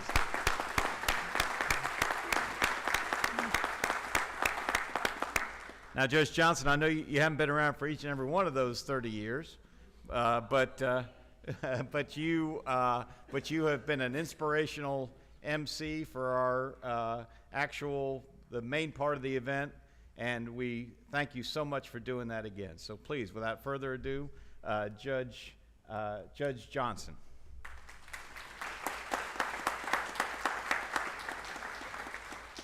Thank you, Chairman. Thank you, thank you, thank you. Boy, I tell you, I first want to give all praises and all of the glory and all of the honor to my Lord and Savior, Jesus, who is the Christ. I want to let you guys know that right off the bat. And it is an honor to do this. I think this is my 4th year maybe doing this. I don't know why they picking on me like this, but they do. I have to stay up late and I have to seek the Lord. Okay, Lord, you do this. You know I'm just a worm. Come on. Speak through me. because this is so important. Think about it. Even now, 30 years of celebrating you, that's what this is. What an honor, what a privilege that this board get to say to you, thank you for all that you've done, your service, your hard work, your time, your commitment, your heart. That's what we're seeing in each of you.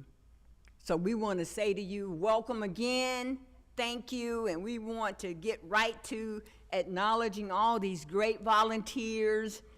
And you all know, how many people have been here more than once?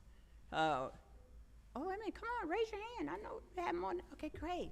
Now, one of the things I love is I want everybody to be applauded because we have about 22 volunteers. So I don't want you to start whining off at the end and get tired. If you have to get some coffee, drink some coffee. Because we want every single person to know that we appreciate them. So let's get started here. I got to put my little glasses on. Okay. Jen Harris is a gifted singer-songwriter with over 22 years of experience in Nashville and has written over 200 songs. I want you all to know, by the way, I wish I could sing. I really do. I mean, and I do sing now, but you all don't want to hear me singing. I play the piano. I've been playing the piano since I was 5 years old. I'm a concert pianist, you know. So that's one thing my daddy, he used to spend about $1 for our piano lesson. But I wish I could sing. So hopefully we can get Jen to sing a song for us. We'll see. But her journey in prison ministry began more than 2 decades ago with Bill Glass Ministry, traveling throughout Texas and across the United States. In early 2023, she was invited to connect with inmates in Texas prisons through her powerful story and heartfelt music. Her testimony is one of a miraculous redemption. At the age of 18, she was abducted, assaulted. In the months that followed, she endured the heartbreaking loss of her younger sister in a tragic accident and the sudden passing of her father. But that didn't stop her, despite all of that unimaginable trauma that she went through. Jen now shares a message of healing, faith, and forgiveness through the chaplaincy department's trauma and hope event. Blending both secular and spiritual songs with her testimony, she reaches those in the darkest of places with the light of God's love. Her unwavering commitment and compassion have made her an essential part of the chaplaincy department mission to bring hope to the hopeless. And for us Bible readers, we know that hope does not disappoint. That's what Romans 5:5 says. So in recognition of extraordinary impact, she is being honored with the Chaplaincy Department Award. Ms. Harris, are you up here? If not, we need you right away. Come on.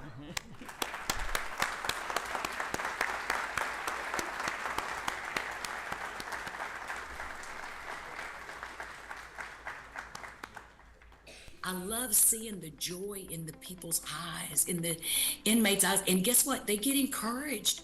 Like, I can do this. Life can happen better for me, too. And they don't have to be the sum of their past mistakes. Because guess what? They're going to get out one day. I go in to sing. And then just a couple of invites to ministry 20 years ago. One of the speakers was running behind and they asked me to share and to speak and share my testimony. I'm so honored to be able to get this award, be one of the ones to get this award. It's just, remember the little wristlets we had of what would Jesus do? And I'm way far from that, of course. But you kind of think about what would he do? And he would go, the word tells us, if somebody's in prison, you visit them. And so I just go. Okay, let's give her another round of applause. I wanted to tell her I would bake her a banana pudding if she sung for us, not that you would want one of my banana puddings, but I haven't cooked in 10 years, so she probably wouldn't want one, would she? Okay. Pastor Alfred Deal Jr. has exemplified the highest standard of dedication and unwavering commitment, providing pastoral care and quality programming. For over 25 years, Pastor Deal has been a steadfast volunteer at the Sanchez State Jail in El Paso, faithfully conducting a well-attended weekly Sunday worship service and teaching the Quest for Authentic Manhood course in both the faith-based dorm initiative program and to the general inmate population. Additionally, Pastor Deal has consistently assisted with baptism services, unit-wide crusades, and faith-based dorm graduations. He also currently serves on the board of directors for the Sanchez State Jail Chapel Project. The positive impact of Pastor Deal's contribution has been echoed by inmates, their families, staff, and officers. His work at the unit has left a lasting impression on the entire community.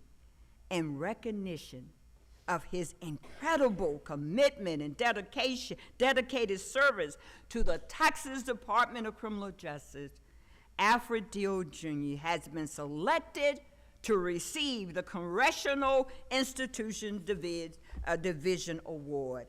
Pastor Alfred Deal, where are you? Come up, we need to see you, come on. Let's give him a hand.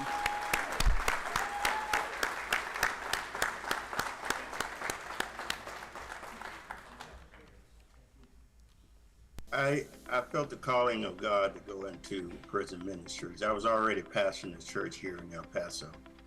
And that came to my mind and my heart. As I drove past a particular prison, I felt a pull to go over and volunteer, and I did the same day. And for prison ministries, I'm building these gentlemen up to go back into society. And so to get them ready for it, and to build their faith, to build their hope, and to give them some foundation, especially the family man. I want them to have a foundation for family when they go back. I'm excited. This is an honor, a really, really honor, because most people on the outside don't know about prison ministry. And this is not a forgotten area, but very few people attempt to launch off into it. So I'm excited. This means a lot to me. Over 29 years, never been nominated for any awards. Wasn't expecting it, but this is my delight, in a minute, one of my delights. So I'm honored. Wow.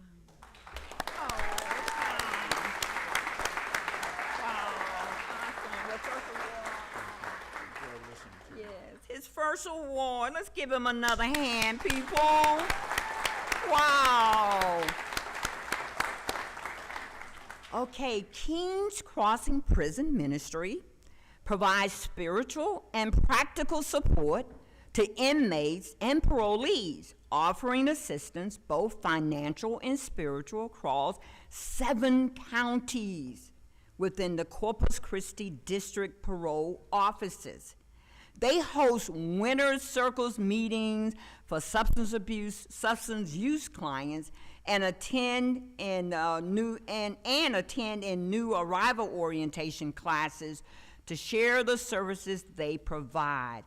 Every quarter, they donate, and I love this now, they donate $500 in HEB or Walmart gift cards to assist indigent clients. So they're not just out here giving their time, they're giving some money too. So that means a lot. I mean, I might kind of follow them around too, some of you. You might get something, okay? So they're giving money and they're giving their time. They also visit local Texas Department of Criminal Justice unit and county jails, providing curriculum-based training and money management.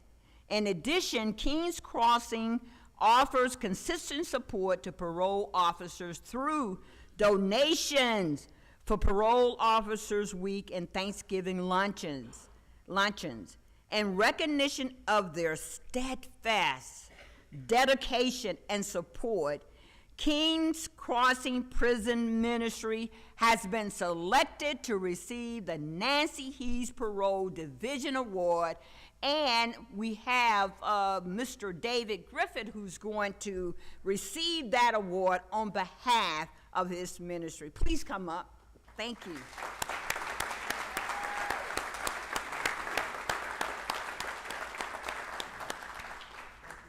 What I do, I help a lot of other folks get started. We provide training, we provide resources, volunteers that can go in or that can help with reentry as people are coming out. So I'm on both the side of the administrative side of helping other ministries and people to get started in providing training and resources.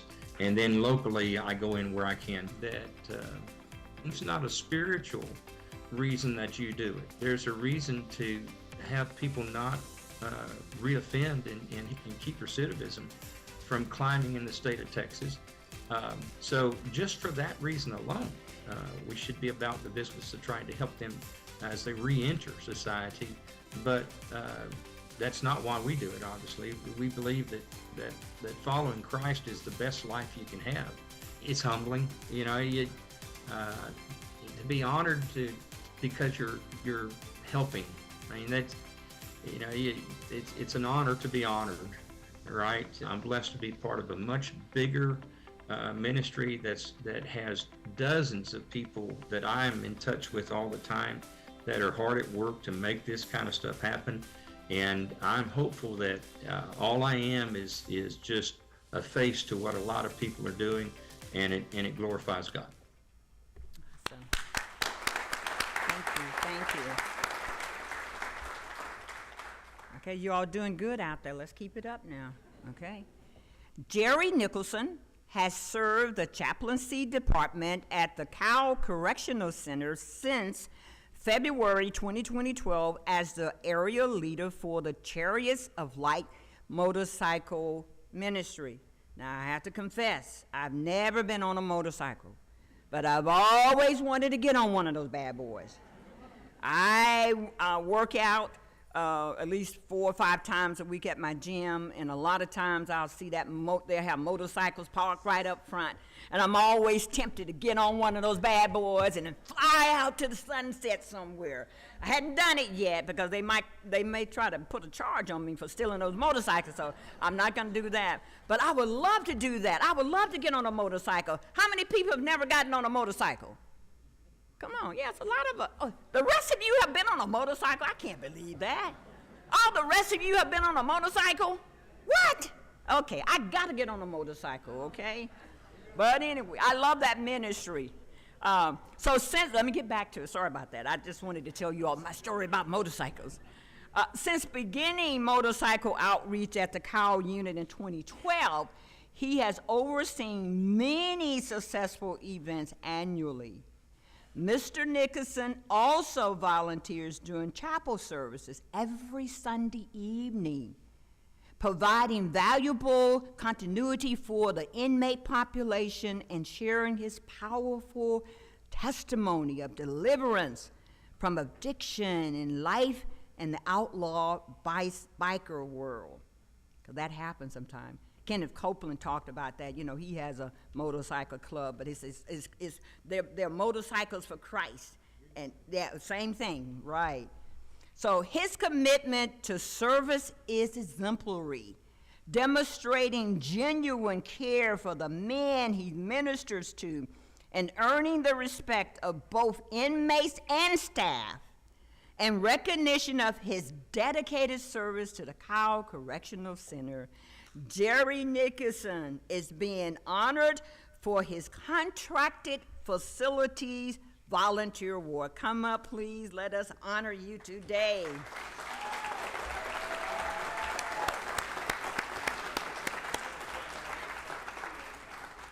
Well, I met Jesus Christ myself, and I wanting to help people, and in the Bible it says, Jesus says, when I was in jail, you didn't come see me. So I started looking for ways to get involved in the jail ministry. And so when the Chariots of Light came along, I joined them. And when I got into the first prison, I was kind of shocked that they're the same as me, except I have Jesus and they don't. And they need Jesus to make changes in their life. And so that's what got me going, and hadn't stopped yet. It's overwhelming to be recognized for doing what I do joyfully. And so it's a huge honor to know that helping somebody that has been seen, my helping. Awesome, awesome. Okay, now, Mr. Nicholson, if I wanted to ride with you all, would I have to go out and buy my own motorcycle? No, we got plenty. You got plenty of them? Okay. You all might see me with my hair flying back on a motorcycle with Mr. Nicholson and his group. I love it. Huh? I got to put a helmet on. Okay, so it won't be flying back, you all. Okay, Caitlin Smith took the bold initiative to establish RISE, Rebuild, Independence, Self-Love, Empowerment, a transformative outreach program dedicated to empowering formerly incarcerated women as they reclaim their independence, dignity, and self-worth. RISE was born behind the walls of the Texas Department of Criminal Justice, where Caitlin and fellow inmate Judith Hammock envisioned a future of compassion and tangible support for women re-entering society. Although Judith sadly passed away from cancer, her vision and spirit remain an enduring part of RISE Foundation. In honor of her legacy, we are proud to posthumously recognize Judith Hammett with an honorary award, which will be presented to her mother, Kimberly. Caitlin's unwavering commitment and the impact of her work continue to transform lives, and recognition of her extraordinary efforts, she has been selected to receive the Rehabilitation, Re-Entry, and Re-Entry Division Award. Please come up. Thank you.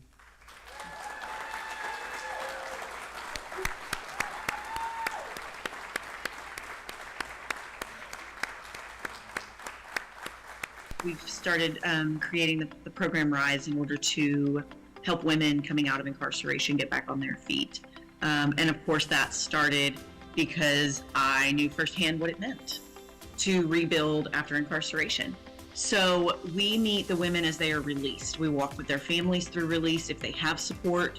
If not, we meet them, whether it's at the bus station, at their transitional house, whatever that looks like for them. I guess I was just blessed at some point finally to have somebody that believed in me.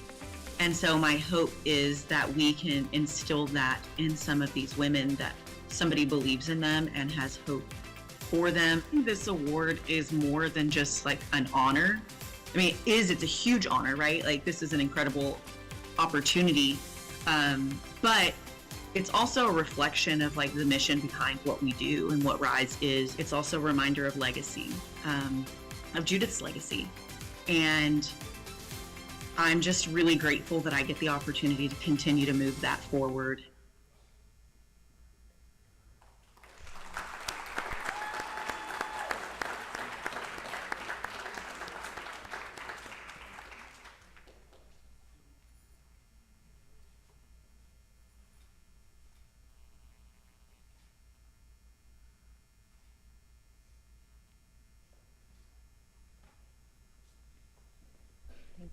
Let's give him another hand, please. You know, I want all our volunteers to always remember what you do for Christ is going to always last. And it doesn't matter. We're going to all go on, and we're going someplace. We're going, most of us going all with the glory. Maybe other places we have no idea. But wherever it is, what we have done on this earth will continue to live on and on and on. So just remember that as you serve and as you get out there and do you, because that's all we want you to do is do you, because when you do you, boy, the world is going to change. It's going to change for the better. So just remember that, so we're excited about it. That's why this ceremony, this opportunity to say thank you and to be able to see your faces and to hear your stories is so important. I get so excited about it. I'm telling you. Can you all tell that I'm excited about being able to do this and be a part of this with you? So thank you all for this honor. Okay, let's go to the next one now. Yeah, I may get shouting, jumping up and down and dancing, and you all don't want to see me do any of that because I can't dance. Let me let y'all know that now. Okay, Deacon Larry Harmon, a Vietnam-era veteran of the United States Air Force, holds master's degrees in fine arts and theological studies. Following his calling, he was ordained as a deacon in 2002 and began his prison ministry with a 3-day spiritual Kobe retreat at the Hodge Unit. Larry's dedication to sharing God's love with inmates has only deepened over the years. Since becoming a certified volunteer chapel assistant in 2021, he coordinates Kobe prison ministry retreats, Day with Daz event, Live Christ, Share Christ classes, Rite of Catholic Initiation for Adults class, and ministers during Catholic Mass at the Hutchins State Jail. As a certified volunteer chaplain assistant, Larry has demonstrated exceptional dedication and services to the chaplaincy department, inmates, staff, and the agency as a whole. His meaningful contributions and steadfast presence has made a lasting impact, and it is recognition of this that Larry Harmon has been chosen to receive the Religious Service Award. Larry, please come up. Let us acknowledge you and applaud you. Yes.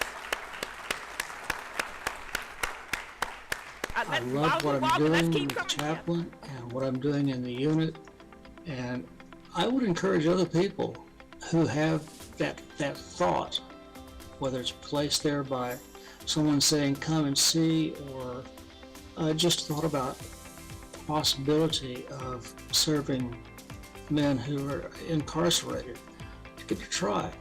Just take the venture. It is a gift from God to be able to serve there. A little recognition that's totally unexpected. I have a tendency to try to keep myself as silent as possible in doing service, so that I am not the one who is in the spotlight, but what I'm helping others with is more important than my involvement in it. It's not me. I'm not very clever. I'm not really wise, but I do believe God works through me, and that makes all the difference in the world. I'll try to remember that. Okay.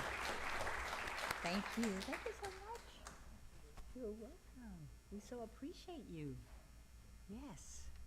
Okay, we're moving right along. Now, you know, we didn't have the First Lady here speaking, so I really do have a little more time, but you know, I'm moving it along, so we're not behind. We're right on time, everybody. You know, we're gonna have you out of here we're gonna have you out of here soon. Soon we'll have you out of here, okay? Okay, Ray Ann Hance began her ministry with God Behind Bars in January 2014. working with departments of correction nationwide to change prison culture. Previously, she worked for Prison Fellowship Ministry for 14 years as Regional Executive Director for 7 southeastern states. Rayanne and her husband Bob served on the Florida Area Council for Prison Fellowship.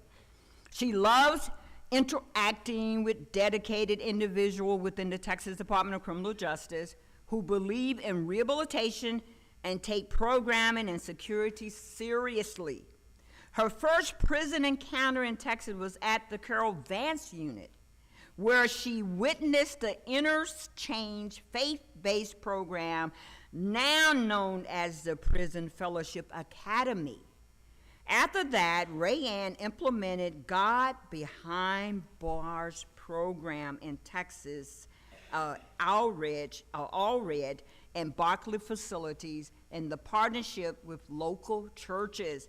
For her dedication and commitment to the agency, Rayanne has been selected for the Chaplaincy and Volunteer Service Division Award. Rayanne, please come up so we can applaud you. Yes. Woo! When I do go in, I will either be leading and teaching in the Urban Ministry Institute, helping with worship events, putting together family reunification events in different prison and facilities, helping to set up the programs more or less. But my real love is when I get the opportunity to go in and either teach or speak during an event. So watch their lives be completely changed and watch them complete something. So many of them don't even, maybe have not ever finished anything until they have completed one of these programs. So that's been very heartwarming for me. To even know that I've been selected for this award is so extremely humbling for me.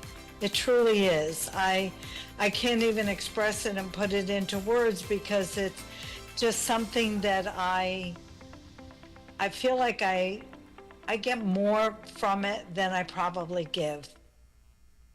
Awesome.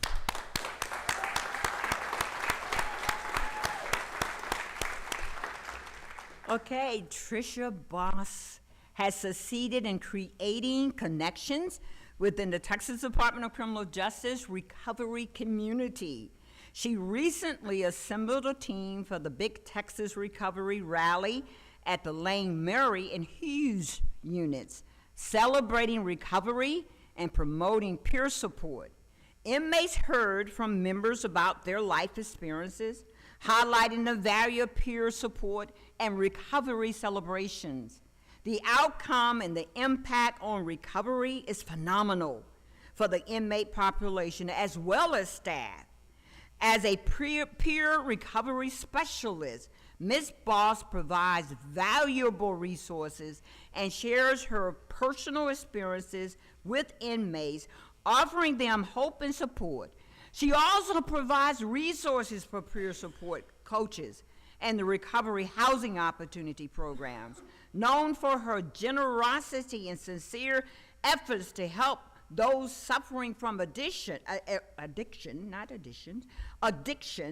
She has mastered the principles and skills needed to establish connections within the recovery community, and recognition of her unwavering dedication and willingness to assist whenever needed.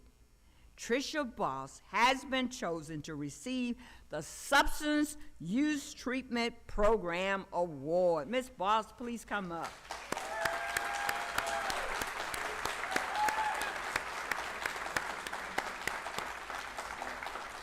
I served 4 years and 2 months on that sentence, and while I was there, there wasn't a lot of recovery peer support in there. And it wasn't until I came across peer support and the recovery peer support that I realized that there's this whole world out here on the other side of the walls to really help one another and encourage one another, whether you've actually had substance use issues or you're a recovery ally. And so when I became a recovery support peer specialist, I partnered with the Addiction Research Institute at University of Texas and Health and Human Services, and we started doing the Big Texas Rallies for Recovery. It really means everything to me, and I don't mean that to sound cliche, but there have been pioneers before me that have really paved this way for recovery peer support.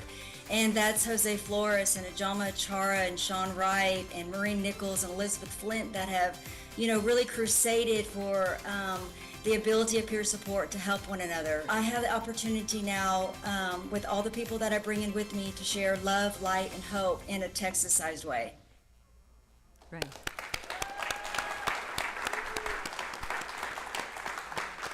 Okay, Ms. Boss, I didn't get to give you a hug, so here's your hug, okay? That's your hug, okay. Okay, Dr. Jeff Ferroni is being recognized for his vision and commitment to the health and well-being of correctional managed care employees. As a result of his foresight and compassion, the Correctional Managed Care Wellness Program has grown significantly under his leadership.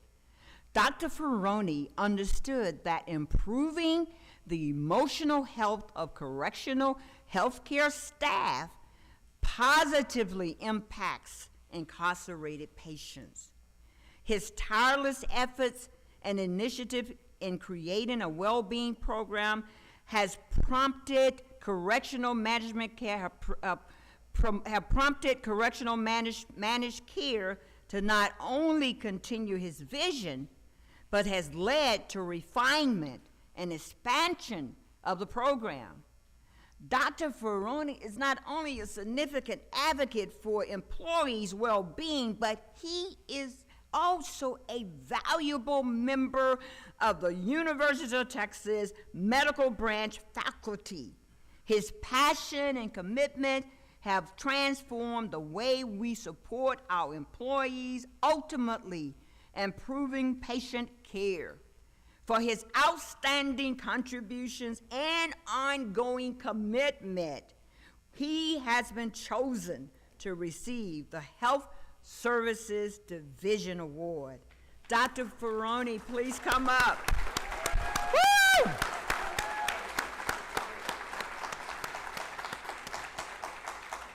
So we did a lot of virtual conversations, checking in with folks, seeing how things were going, making sure that if there were any needs that could be taken care of.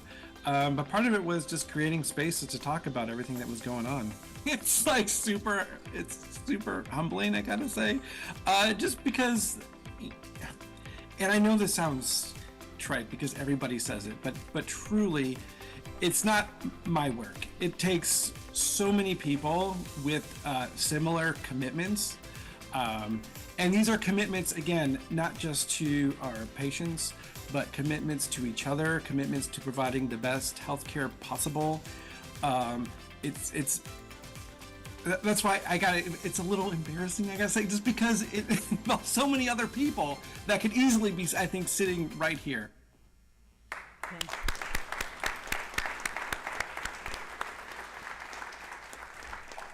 Okay, let me hear this side over here. You guys are waiting. Let me hear you all clap. Come on. Make it a little loud, okay.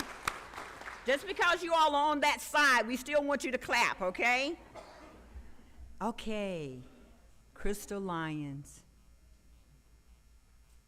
a victim of violent crime at the age of 19,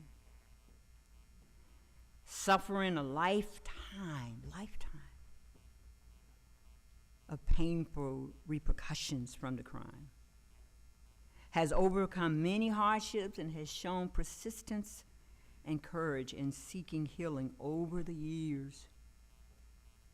When asked to share her story during the Victim Impact panel, she volunteered without hesitation to make a positive impact on inmates.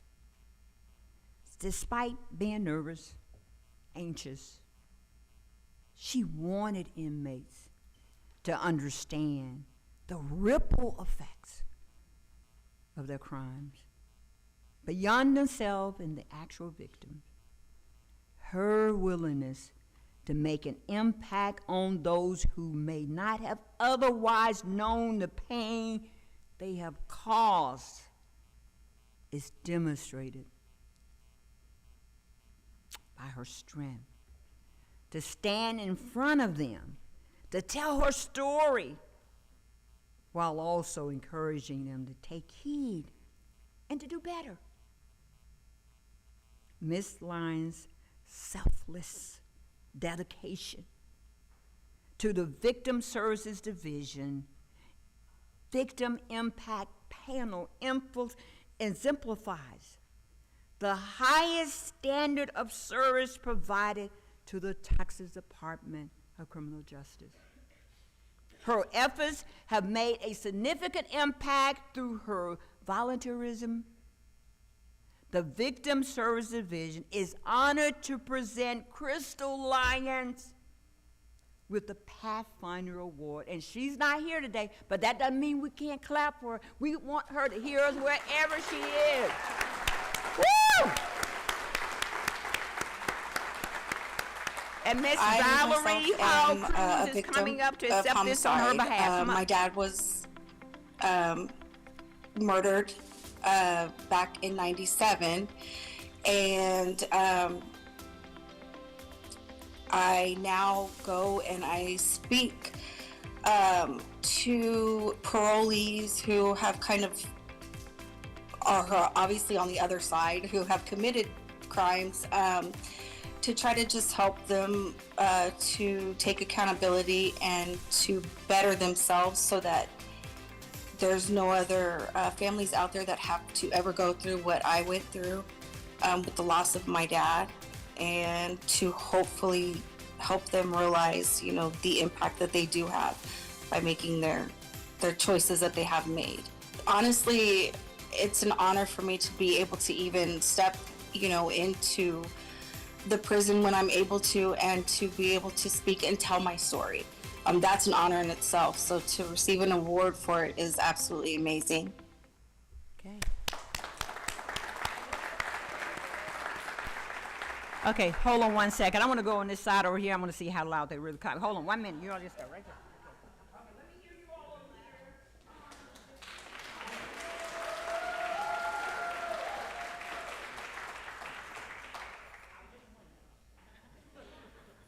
Okay, now let's get going. Sorry about that, Chairman. I just want to make sure everybody, you know. We're celebrating. Think about these lives and what they're impacting. Every single last one of you deserve a standing ovation. We're going to do that at the end. But I just want you to know, I'm going to get you out of here soon. But, you know, until then, we're going to applaud everybody and let you know that we appreciate you. This is what this is all about. We're wanting you all to know how much we appreciate you. Now, if you all know I'm standing here for 40 minutes with shoes on heels, and I'm not complaining, because I'm usually in flats, so that's how much you mean to me. I dressed up for you. I put on some nice little earrings, a nice suit, just for you. I don't normally wear this. Come on, people. I did this for you. Come on, give yourself a hand.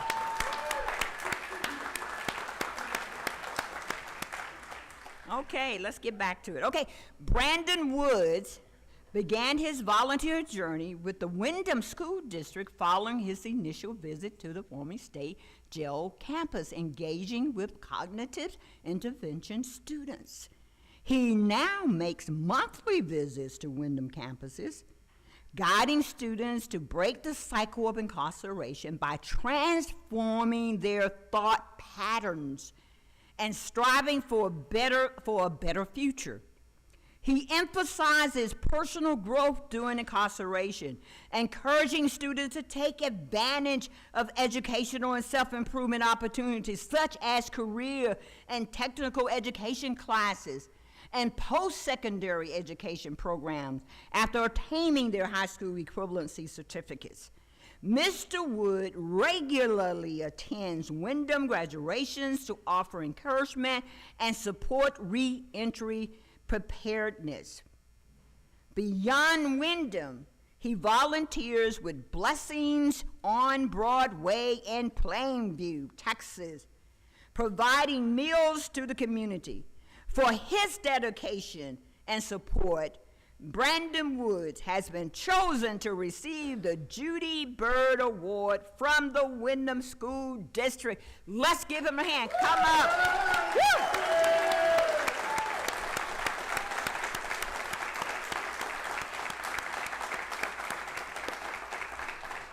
What's inspired me is just being able to get out and come back in and see another man make it. See another man be a better father. See another man be a better husband, a brother, you know what I mean, a grandfather. That's what inspires me, is to see somebody else make it further than I've made it so far. It's a huge honor. If you would talk to anybody that knows me, I don't do it for recognition. You know, never have, I never will. I don't do it to be seen. I just do it because I know it's the right thing to be doing. You know, I know this is the calling on my life. You know, I'm an ordained minister here at Faith Christian Fellowship in Plainview, Texas. So I know this is what I'm supposed to be doing. So I wouldn't want to do any other way. So the recognition, I take it and I give it all glory to God. You know what I mean? Because without his divine influence on my life and his grace, I wouldn't be able to sit here with TDCJ and be recognized.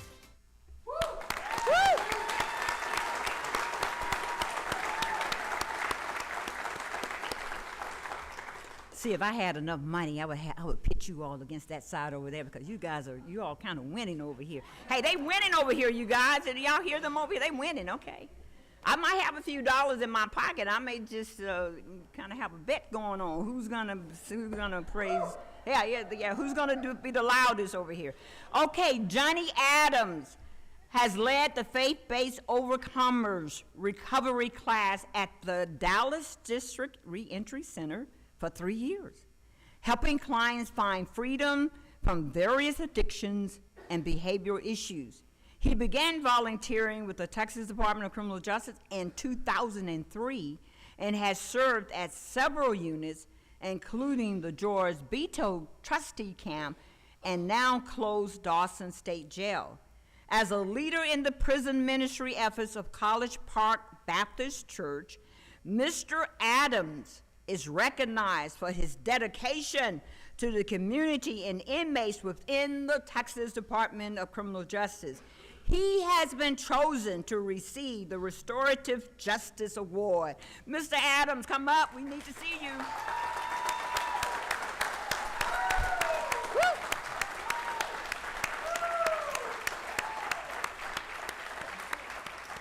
Y'all As notice I how looked slow at my Mr. life Adams is compared walking. to the He gonna say, guys "Wow, that they come on was up." going to minister to inside, I began to realize how much help I've had along the way in my life. Strangers, from people I work with. And so when I started working with people that have been incarcerated, I learned that they need help. They need help, just like I did, you know. Need someone to listen to them, need someone to motivate them, need someone to just be there. Unexpected, semi-overwhelming, because it's one of them things you're not expecting, you know. It's just 2 to 3 days a week. I teach overcomers down at the probation office while I'm there.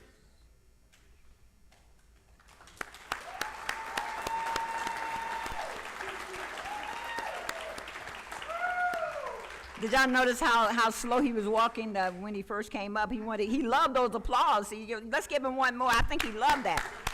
Being appreciated. Yes. Hey, I got a real good one back there. Who's that? I got a real good one back there. Who's that? Oh, over here. Yeah, I love that. Stand up. Let's give you an applause. Cause you applaud. Stand up for a minute. Yeah. Let's give her applause. She's applauding everybody.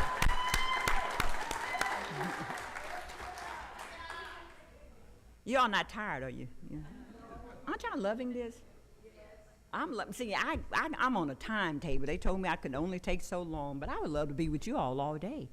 I don't have to get back to Dallas. I can stay right here with you all. But they told me I had to end by a certain time, so, but we'll see. Okay. I'm not going to hold you much longer. Okay, Sharon McKinney. Executive Director of the Texas Incarcerated Family Association, is a certified peer specialist supervisor and justice-involved peer support, and a mental health peer specialist. She volunteers countless hours inside the Texas Department of Criminal Justice, sharing her personal experiences to offer hope to those incarcerated. Sharon conducts parole workshops, new family orientation groups, and peer-to-peer reentry orientation for families of the newly incarcerated. As a certified volunteer chaplain's assistant, she empowers others who have experienced the same hurdles she has overcome by sharing recovery tools, making a positive impact on those who want to live a better life, both inside the Texas Department of Criminal Justice and upon their release. For her dedication, Sharon McKinney is well deserving of the Susan Crankford Award Female Inmate Program. Sharon, please come up. Come on up, Sharon. Woo!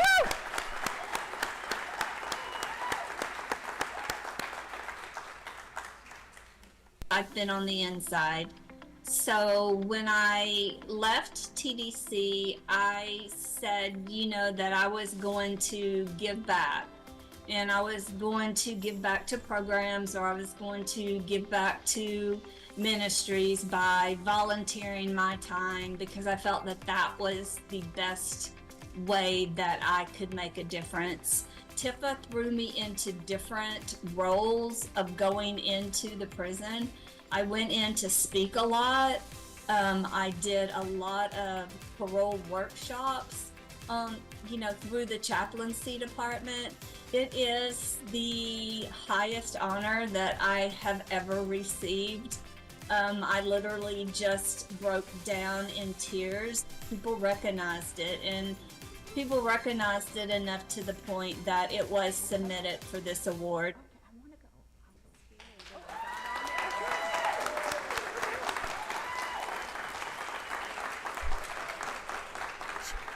She's going to take me on a motorcycle ride, you all. That's what she just told me. Okay, I love it. You all can't see it back there, but when these awardees come up, they have such a big smile on their faces, and that's how much they appreciate you for appreciating them.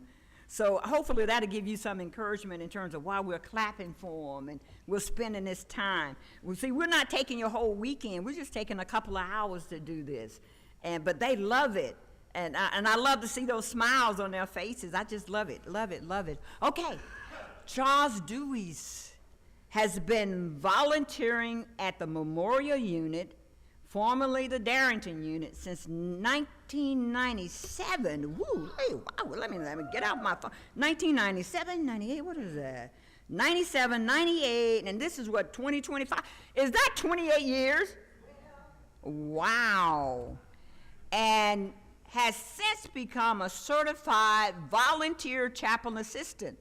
The unit houses general population G1 through G5 and restrictive housing inmates. As the Kairos unit, Leon say, he proposed a weekend specially for G4 inmates. Now listen to this, which was successfully held in 2022 with 38 inmates and 40 free world volunteers.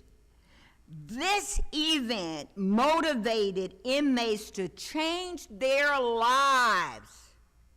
Records show that 54% of attendees for that specific weekend have been upgraded to G2 status, and several of them were released from the Texas Department of Criminal Justice. I mean, we ought to stop right there and say, to be able to do that,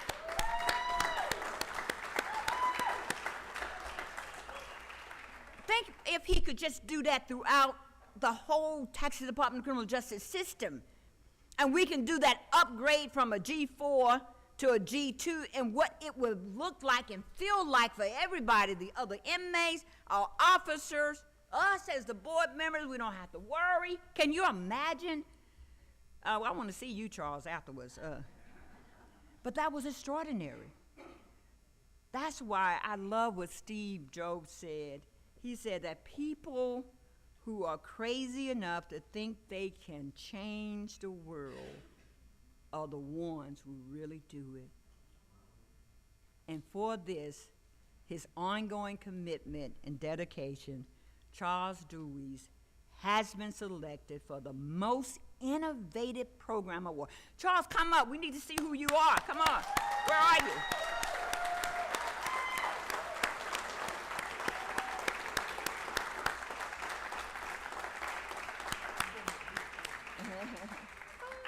You get hooked on watching people respond to the various ministries.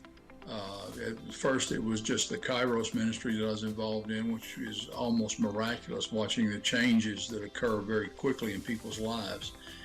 Where you see it in the real world, in the free world, you see it very slowly. And there it's very quick, and it's pretty amazing to watch. And so you almost become like a junkie. You want to watch the Holy Spirit work in the miraculous ways that you do inside the prison system. And then, bringing that forward with the volunteer chaplains work, you see it in a much broader sense. You see it with all the ministries. It's always quite rewarding when you receive any recognition or reward. But for me, it's kind of just one of those things that you say, I just went to do what I felt called to do and continue to do that. But it is a great honor to be recognized and seen that your efforts have been recognized. Awesome. Awesome.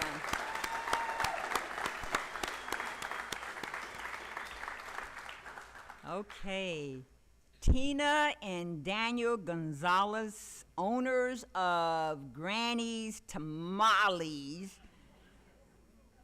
have been dedicated volunteers since 2008 and are certified volunteer chaplain assistants at the Alan B. Polonsky unit. Now, I'm hoping now for you and me, because it's lunchtime, right?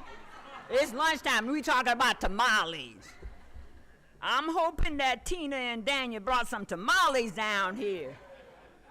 Because I'm sure enough, I'm hungry, you guys. I know you guys are hungry too. I would love to taste those tamales. But anyway, let's get back to the program. They support numerous programs, including chapel services in both English and Spanish, the Inmate Mentor Program, and the Prison Fellowship Academy. Granny's Tamales sponsor meals for special programs like Family Day and various graduations, feeding more than 1,000 inmates, staff, and volunteers in the past 3 years. The company donates and delivers food for these events and recently provided materials to repaint the gym chapel area. The Gonzalez spent 10 to 20 hours a week at the unit, earning the respect from staff and inmates for their generosity and dedication. So they're not just giving food, they're giving their time, 10 to 20 hours with no pay, volunteering, and then paying for the food, the tamales that I need right now. I want to eat. I want me a tamale. But for that, Tina and Daniel Gonzalez are being recognized with the Community Service Award. Tina and Daniel, come up. Woo!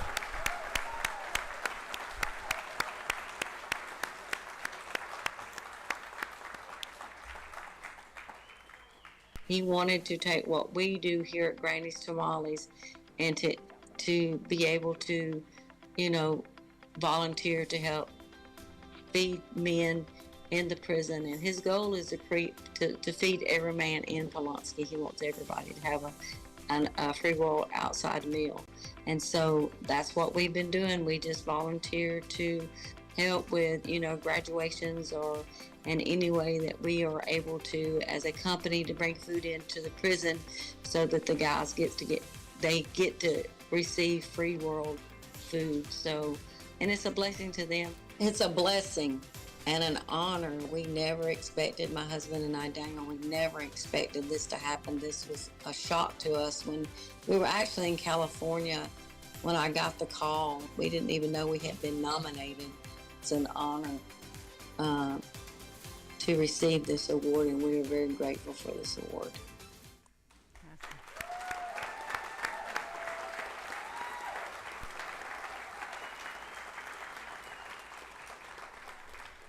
I'm crying because they didn't bring any tamales with them, you guys.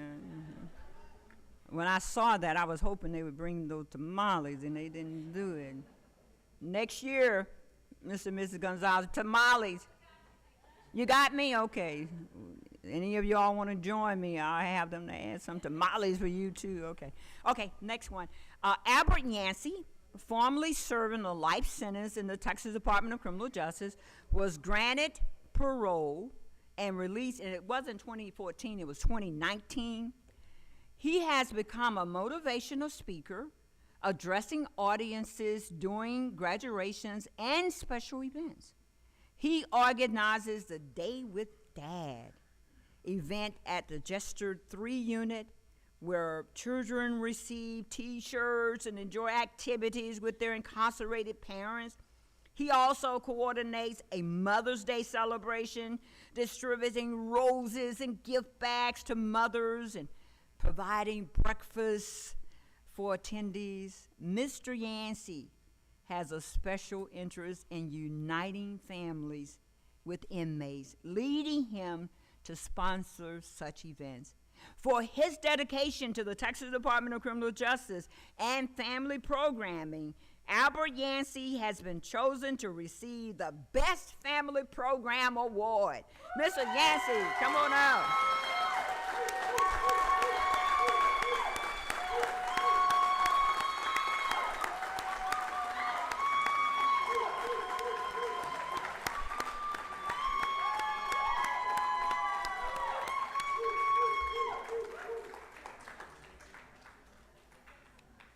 I emerged out of prison immediately after being out. At that time, it was 18 months.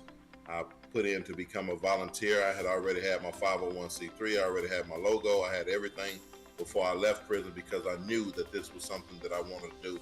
I wanted to not only create a ministry, but a movement and be monumental and to tell men, hey, women, hey, you made a mistake, but that mistake does not define who you are.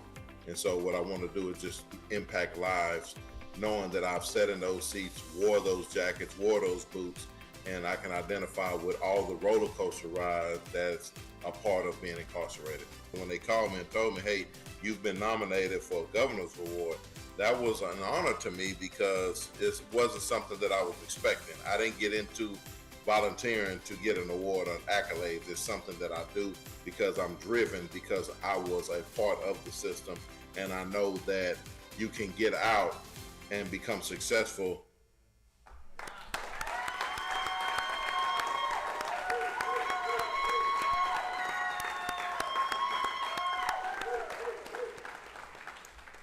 I think that's his fan club back there, yeah.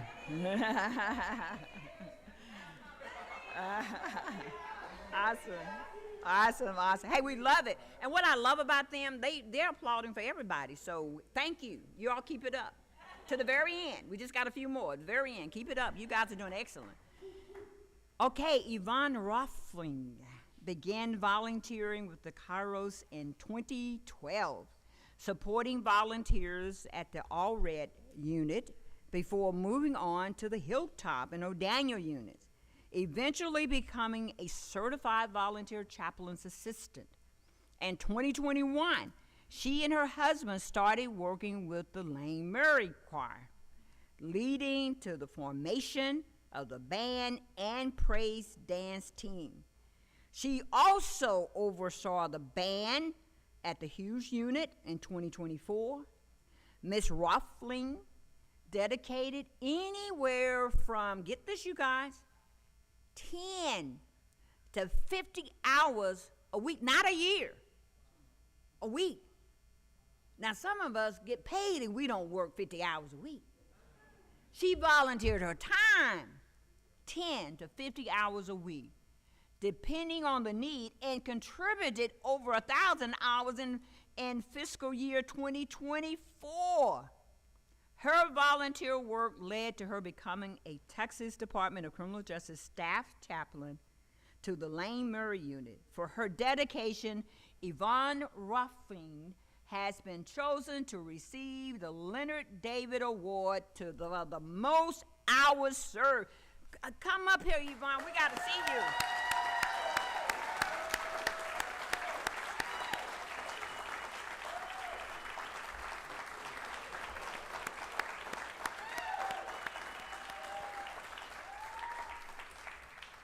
When I went over to the Lane Murray unit, we started working. I was working with the ladies in the choir, and I was working with the ladies in band and then praise dance. So a lot of music activity. And then I started getting into the administrative area as well. And then it just seemed like a natural transition to work for the agency. And I'm privileged to be the chaplain over at Lane Murray, and it's been a great transition. It's an honor.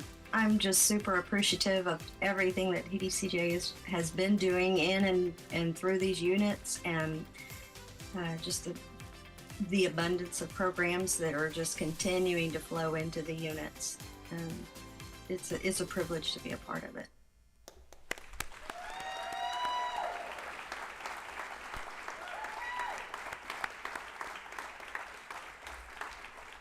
Yvonne, you know, I think Mother Teresa would say of you is not that she does the work, so obviously she's doing it because she's volunteering up to 50 hours a week. But from that, Mother Teresa is not, the miracle is not just that she's doing the work, but obviously she loves doing the work. So thank you, Yvonne, for that. Okay, our next one, Michael Wallace, began volunteering in August 2021 and has since became a dedicated and familiar presence on several units, traveling to multiple facilities. Mr. Wallace preaches at the Hog and the Skyview, Harge rather, in the Skyview units, as well as teaching the Voyager program at the Polish unit.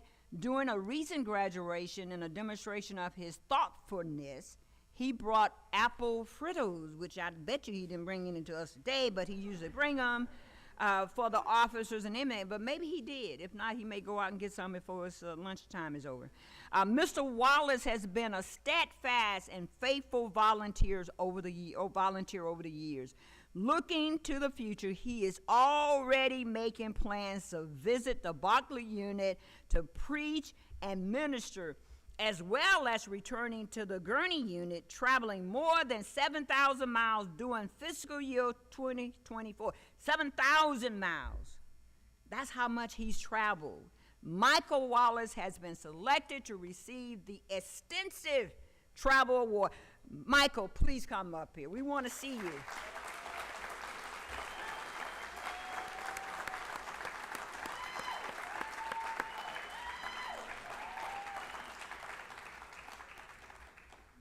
What I'm doing now, one of the reasons why I'm at so many different units is I'm actually providing church service and preaching from a pulpit, and you know, but I've always ministered to everybody I ran into. I've even had the opportunity to witness to the warden even, and any of the staff that you know I come in contact with. If I didn't have grandkids and other responsibilities, I would be on a unit 7 days a week. So I love this. I love it. It's a great honor, and you know, I'm very appreciative of it. And, you know, it's a lot of hard work. But you know, I don't do it. I wasn't doing it to get an award. I was doing it because that was what I was supposed to be doing. Awesome, awesome.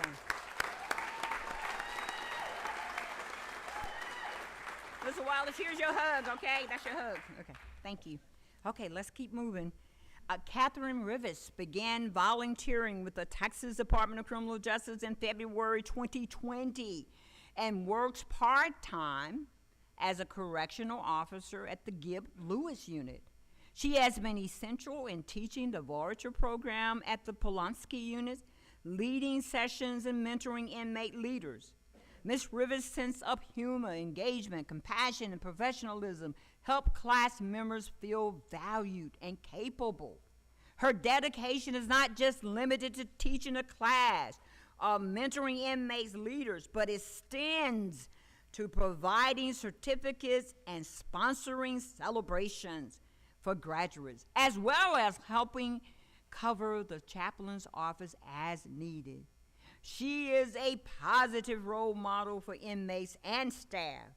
For her dedication, Catherine Rivers has earned the Texas Department of Criminal Justice Employee Volunteer Award. Please come up.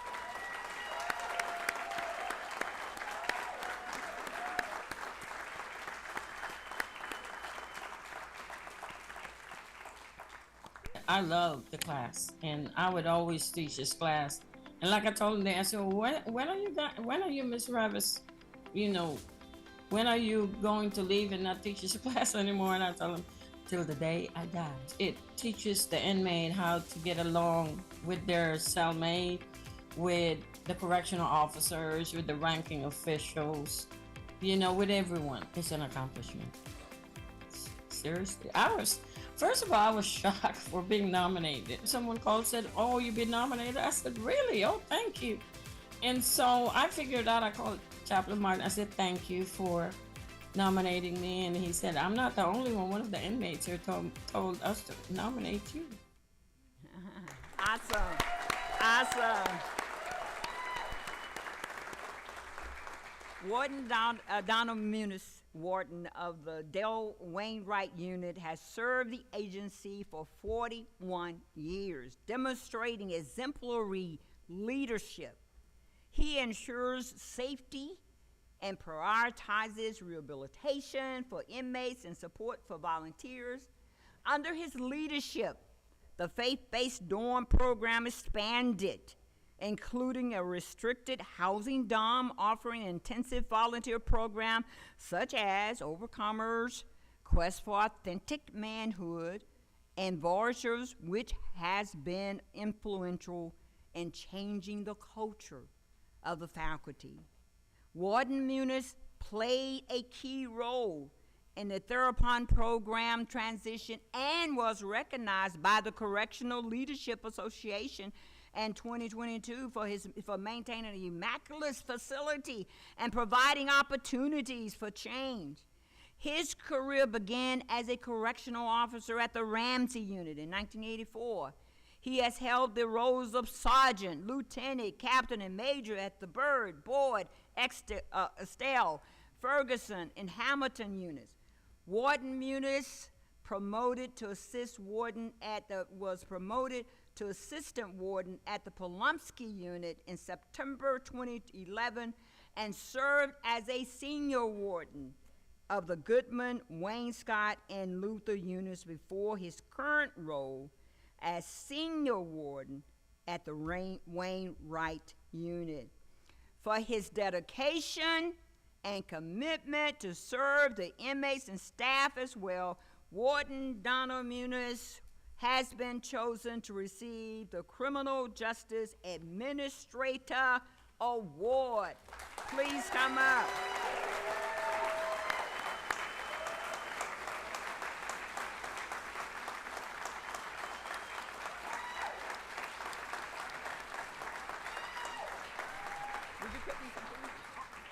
Every spring and every fall, we have a graduation and a celebration. And it varies from anywhere from 150 to 200 people inside and out. And I cook for them. It's something I wanted to do, and I ran by Mr. Collier, and so I cooked for them. I would cook anywhere from 30 briskets to 30 to 35 slabs of ribs and about 70 to 80 pounds of sausage. And I've been doing that for the last several years. Be honest with you, I don't think it's something that deserving of this award. It's a ton of people out there that's more deserving than I am. But I'm honored. Just simply the word is gratitude. But I just feel it's a lot of people out there that does a lot of work, a lot of volunteering, that more deserving. So.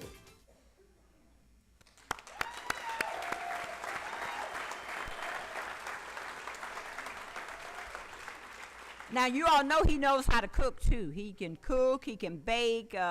What's your favorite, banana pudding, or what is that? Strawberry upside-down cake?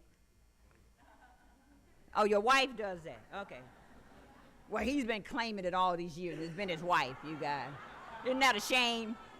He's been telling us he's been doing it. It's been his wife all these years. Okay. Okay, wifey, we need some of that a strawberry upside-down cake, because that is delicious. You do a phenomenal job with that. Thank you so much. See that we're almost there.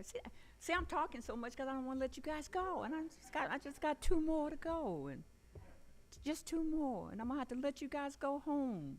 And I don't want to let you go home. I want to stay with you all day, and y'all don't want to stay with me all day. Say, hurry up, Judge John. Hurry up with this. We want to get back to what we do. Okay, just have 2 more. Veteran Roy Sherman Mercer exemplifies the spirit of service through his dedication to helping others. He faced challenges after leaving the military, but found recovery through Alcoholics Anonymous, celebrating 43 years of sobriety.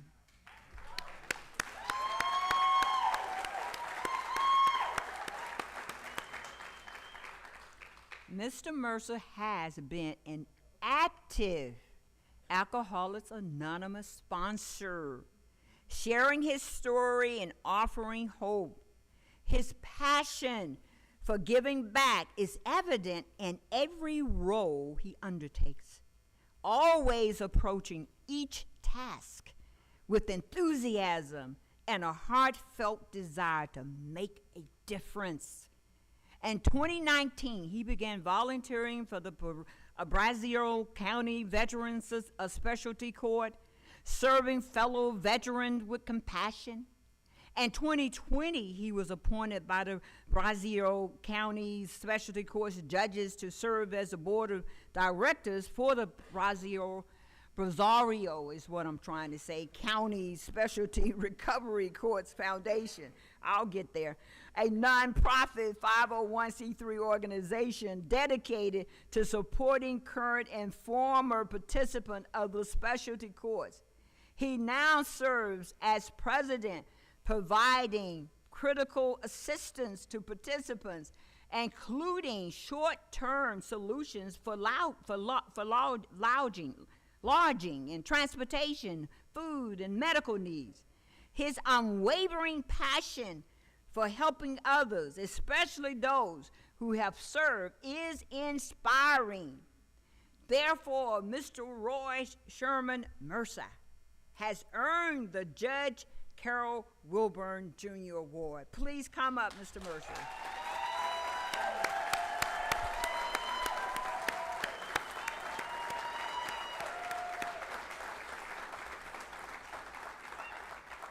Our job is to raise money and provide money to those clients who might come to court. Maybe they don't have the right clothes. We buy those clothes. We had one lady who needed an air conditioner because her mother was living with her. We bought an air conditioner. There have been many things. We've paid for treatment 2 or 3 times. Many things that we have done. I'm very proud to have been associated with them for a little over 2 years now. I tear up a little bit every time I think of it. It is truly the greatest honor that I have been given in my life. And to be recognized like that is a great feeling. But it hasn't been only me. There have been a lot of people along the way helping here and there. And I've just been graced with always a very energetic and willing team. Awesome.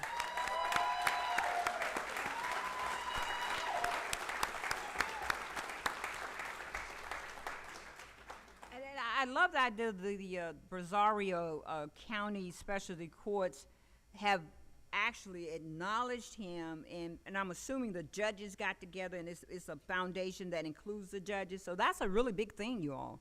We have those specialty courts up in Dallas, so for them to do that and to make him one of the directors, I'm excited about that. Okay, I gotta really stretch this one out. It's not even 1 o'clock yet, and gotta end it, and this is my last one. My last one. Okay, let's go. Uh-oh, somebody ready to go home. Okay. Hey, I thought you all loved me. Come on. Yeah, I thought y'all loved me. Come on. Okay, Mike Barber began his ministry in 1980 while playing as a tight end for the Houston Oilers. Wow. What began as a personal mission to share the hope and transformative power of Jesus Christ soon drew into a lifelong calling.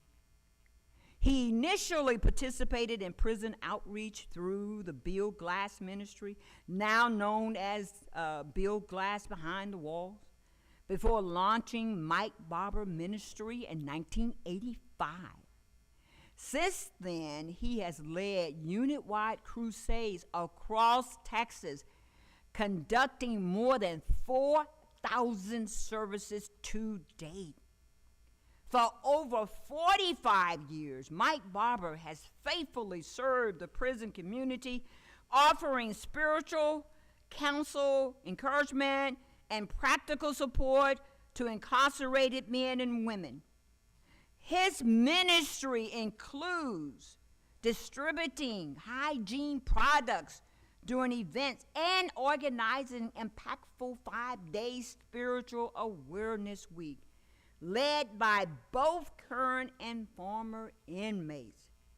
His consistent and compassionate presence behind prison walls has planted seeds of hope and change in countless lives, many of which only eternity will fully reveal. In recognition of his extraordinary commitment and selfless service to the Department of Criminal Justice, we're getting ready to honor him. But I just wanted to take a moment and say to you, Mr. Barber, Pastor Barber, for 45 years, you have been steadfast, immovable, always abounding in the work of the Lord. Amen. And according to 1 Corinthians 15 and 58, your labor will not be in vain. And with that, come up and get your reward.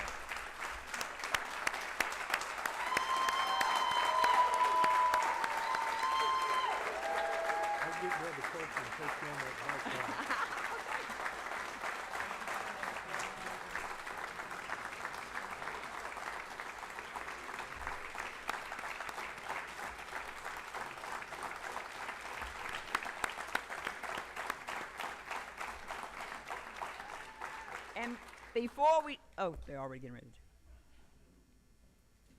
76 3/4. I'm Chris Carter, Director of the Chaplaincy and Volunteer Services Division.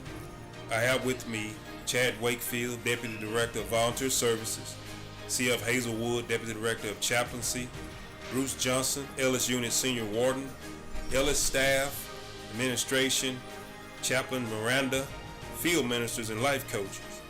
With the blessing of our Board of Criminal Justice, Chairman Nichols, Pastor Sprinkle, Jill Durst, board members, Mr. Collier, and TDCJ staff, today we will mount a memorial plaque here in the Ellis Chapel to honor Mike Barber for over 40 years of dedicated ministry that began here at the Ellis facility. This plaque will forever commemorate the beginning of a true TDCJ legacy and serve as a small token of our appreciation for the kingdom work that you do. We love you, Mike Barber.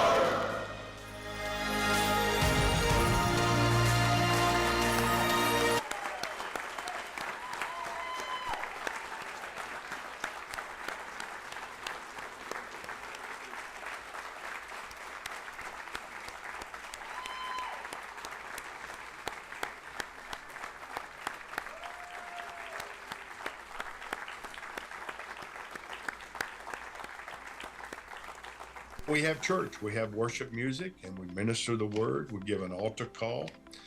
And then in between that, we take our volunteers and we go cell to cell on all of our weekends. And normally we go cell to cell to the men or the women that cannot get out of their cell to come to our program. But we'll do a pretty good sized baptismal service for all the men or the women that made decisions for the Lord. We think that's important as a public statement of a changed life. And that's basically who we are. We've stayed the same all these years, and God has been faithful. Literally, it's the greatest honor that I've had. I've been really blessed through my life to stand on some key platforms and speak. I mean this with all my heart. Receiving this from TDCJ tops it all for me because it's who the Barber family is.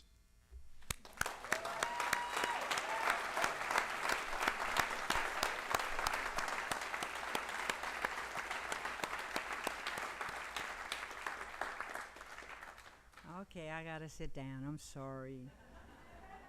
You know, we're recognizing you all here today, but really what's more important than what we have done with you here today is all those brownie points that you're storing up in heaven. That's what really counts. See, Proverbs 3:27 said that do not withhold good from those to whom it is due when it is your ability to be able to do it. Don't withhold it. And see, it's not about trying to do great things. See, a lot of us, we say, oh, it ain't gonna be great. I can't do it. That's not really the issue. But what it is doing a small thing in a great way. I believe, people, that eyes haven't seen, ears haven't heard what's about to happen and what's about to be done for you.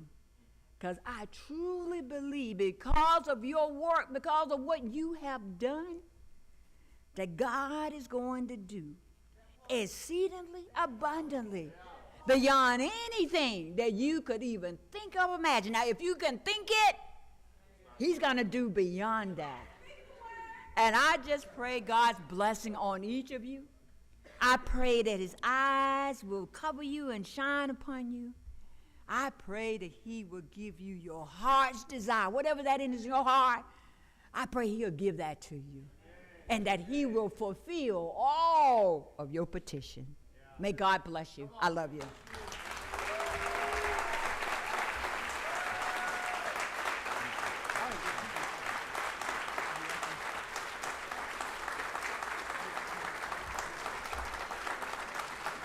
Vice Chair Faith Johnson.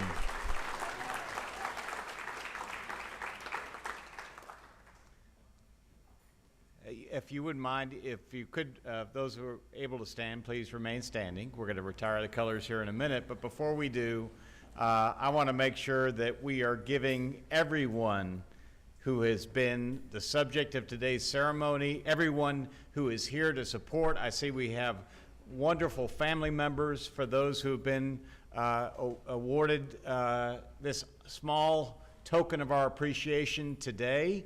And I know, and the board knows, that you, each one awarded today, did not do what you have done over these years to get an award. I mean, you may have done it to get an award, but it ain't coming from the board. You're doing it to get an award from another place. And so we appreciate you so much. So as we all stand, we're giving you a standing ovation.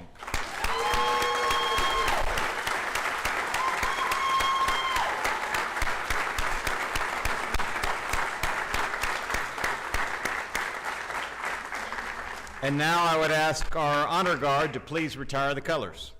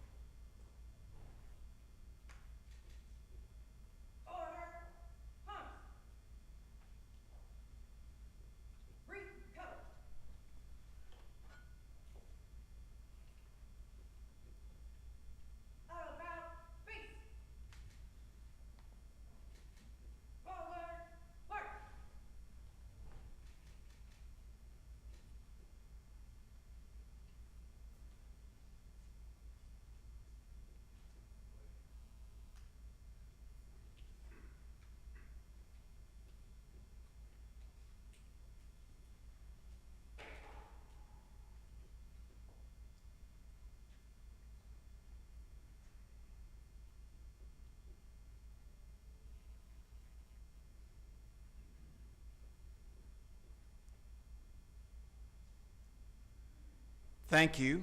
This concludes the 30th Annual Criminal Justice Volunteer Service Awards ceremony. Thanks again to each and every one of you for being here today. I would like to remind everyone that the next meeting of the Texas Board of Criminal Justice will be held on June the 26th and 27th, 2025 in Bryan, Texas. There being no further business, the 240th meeting of the Texas Board of Criminal Justice is now adjourned. It is 1:03 p.m.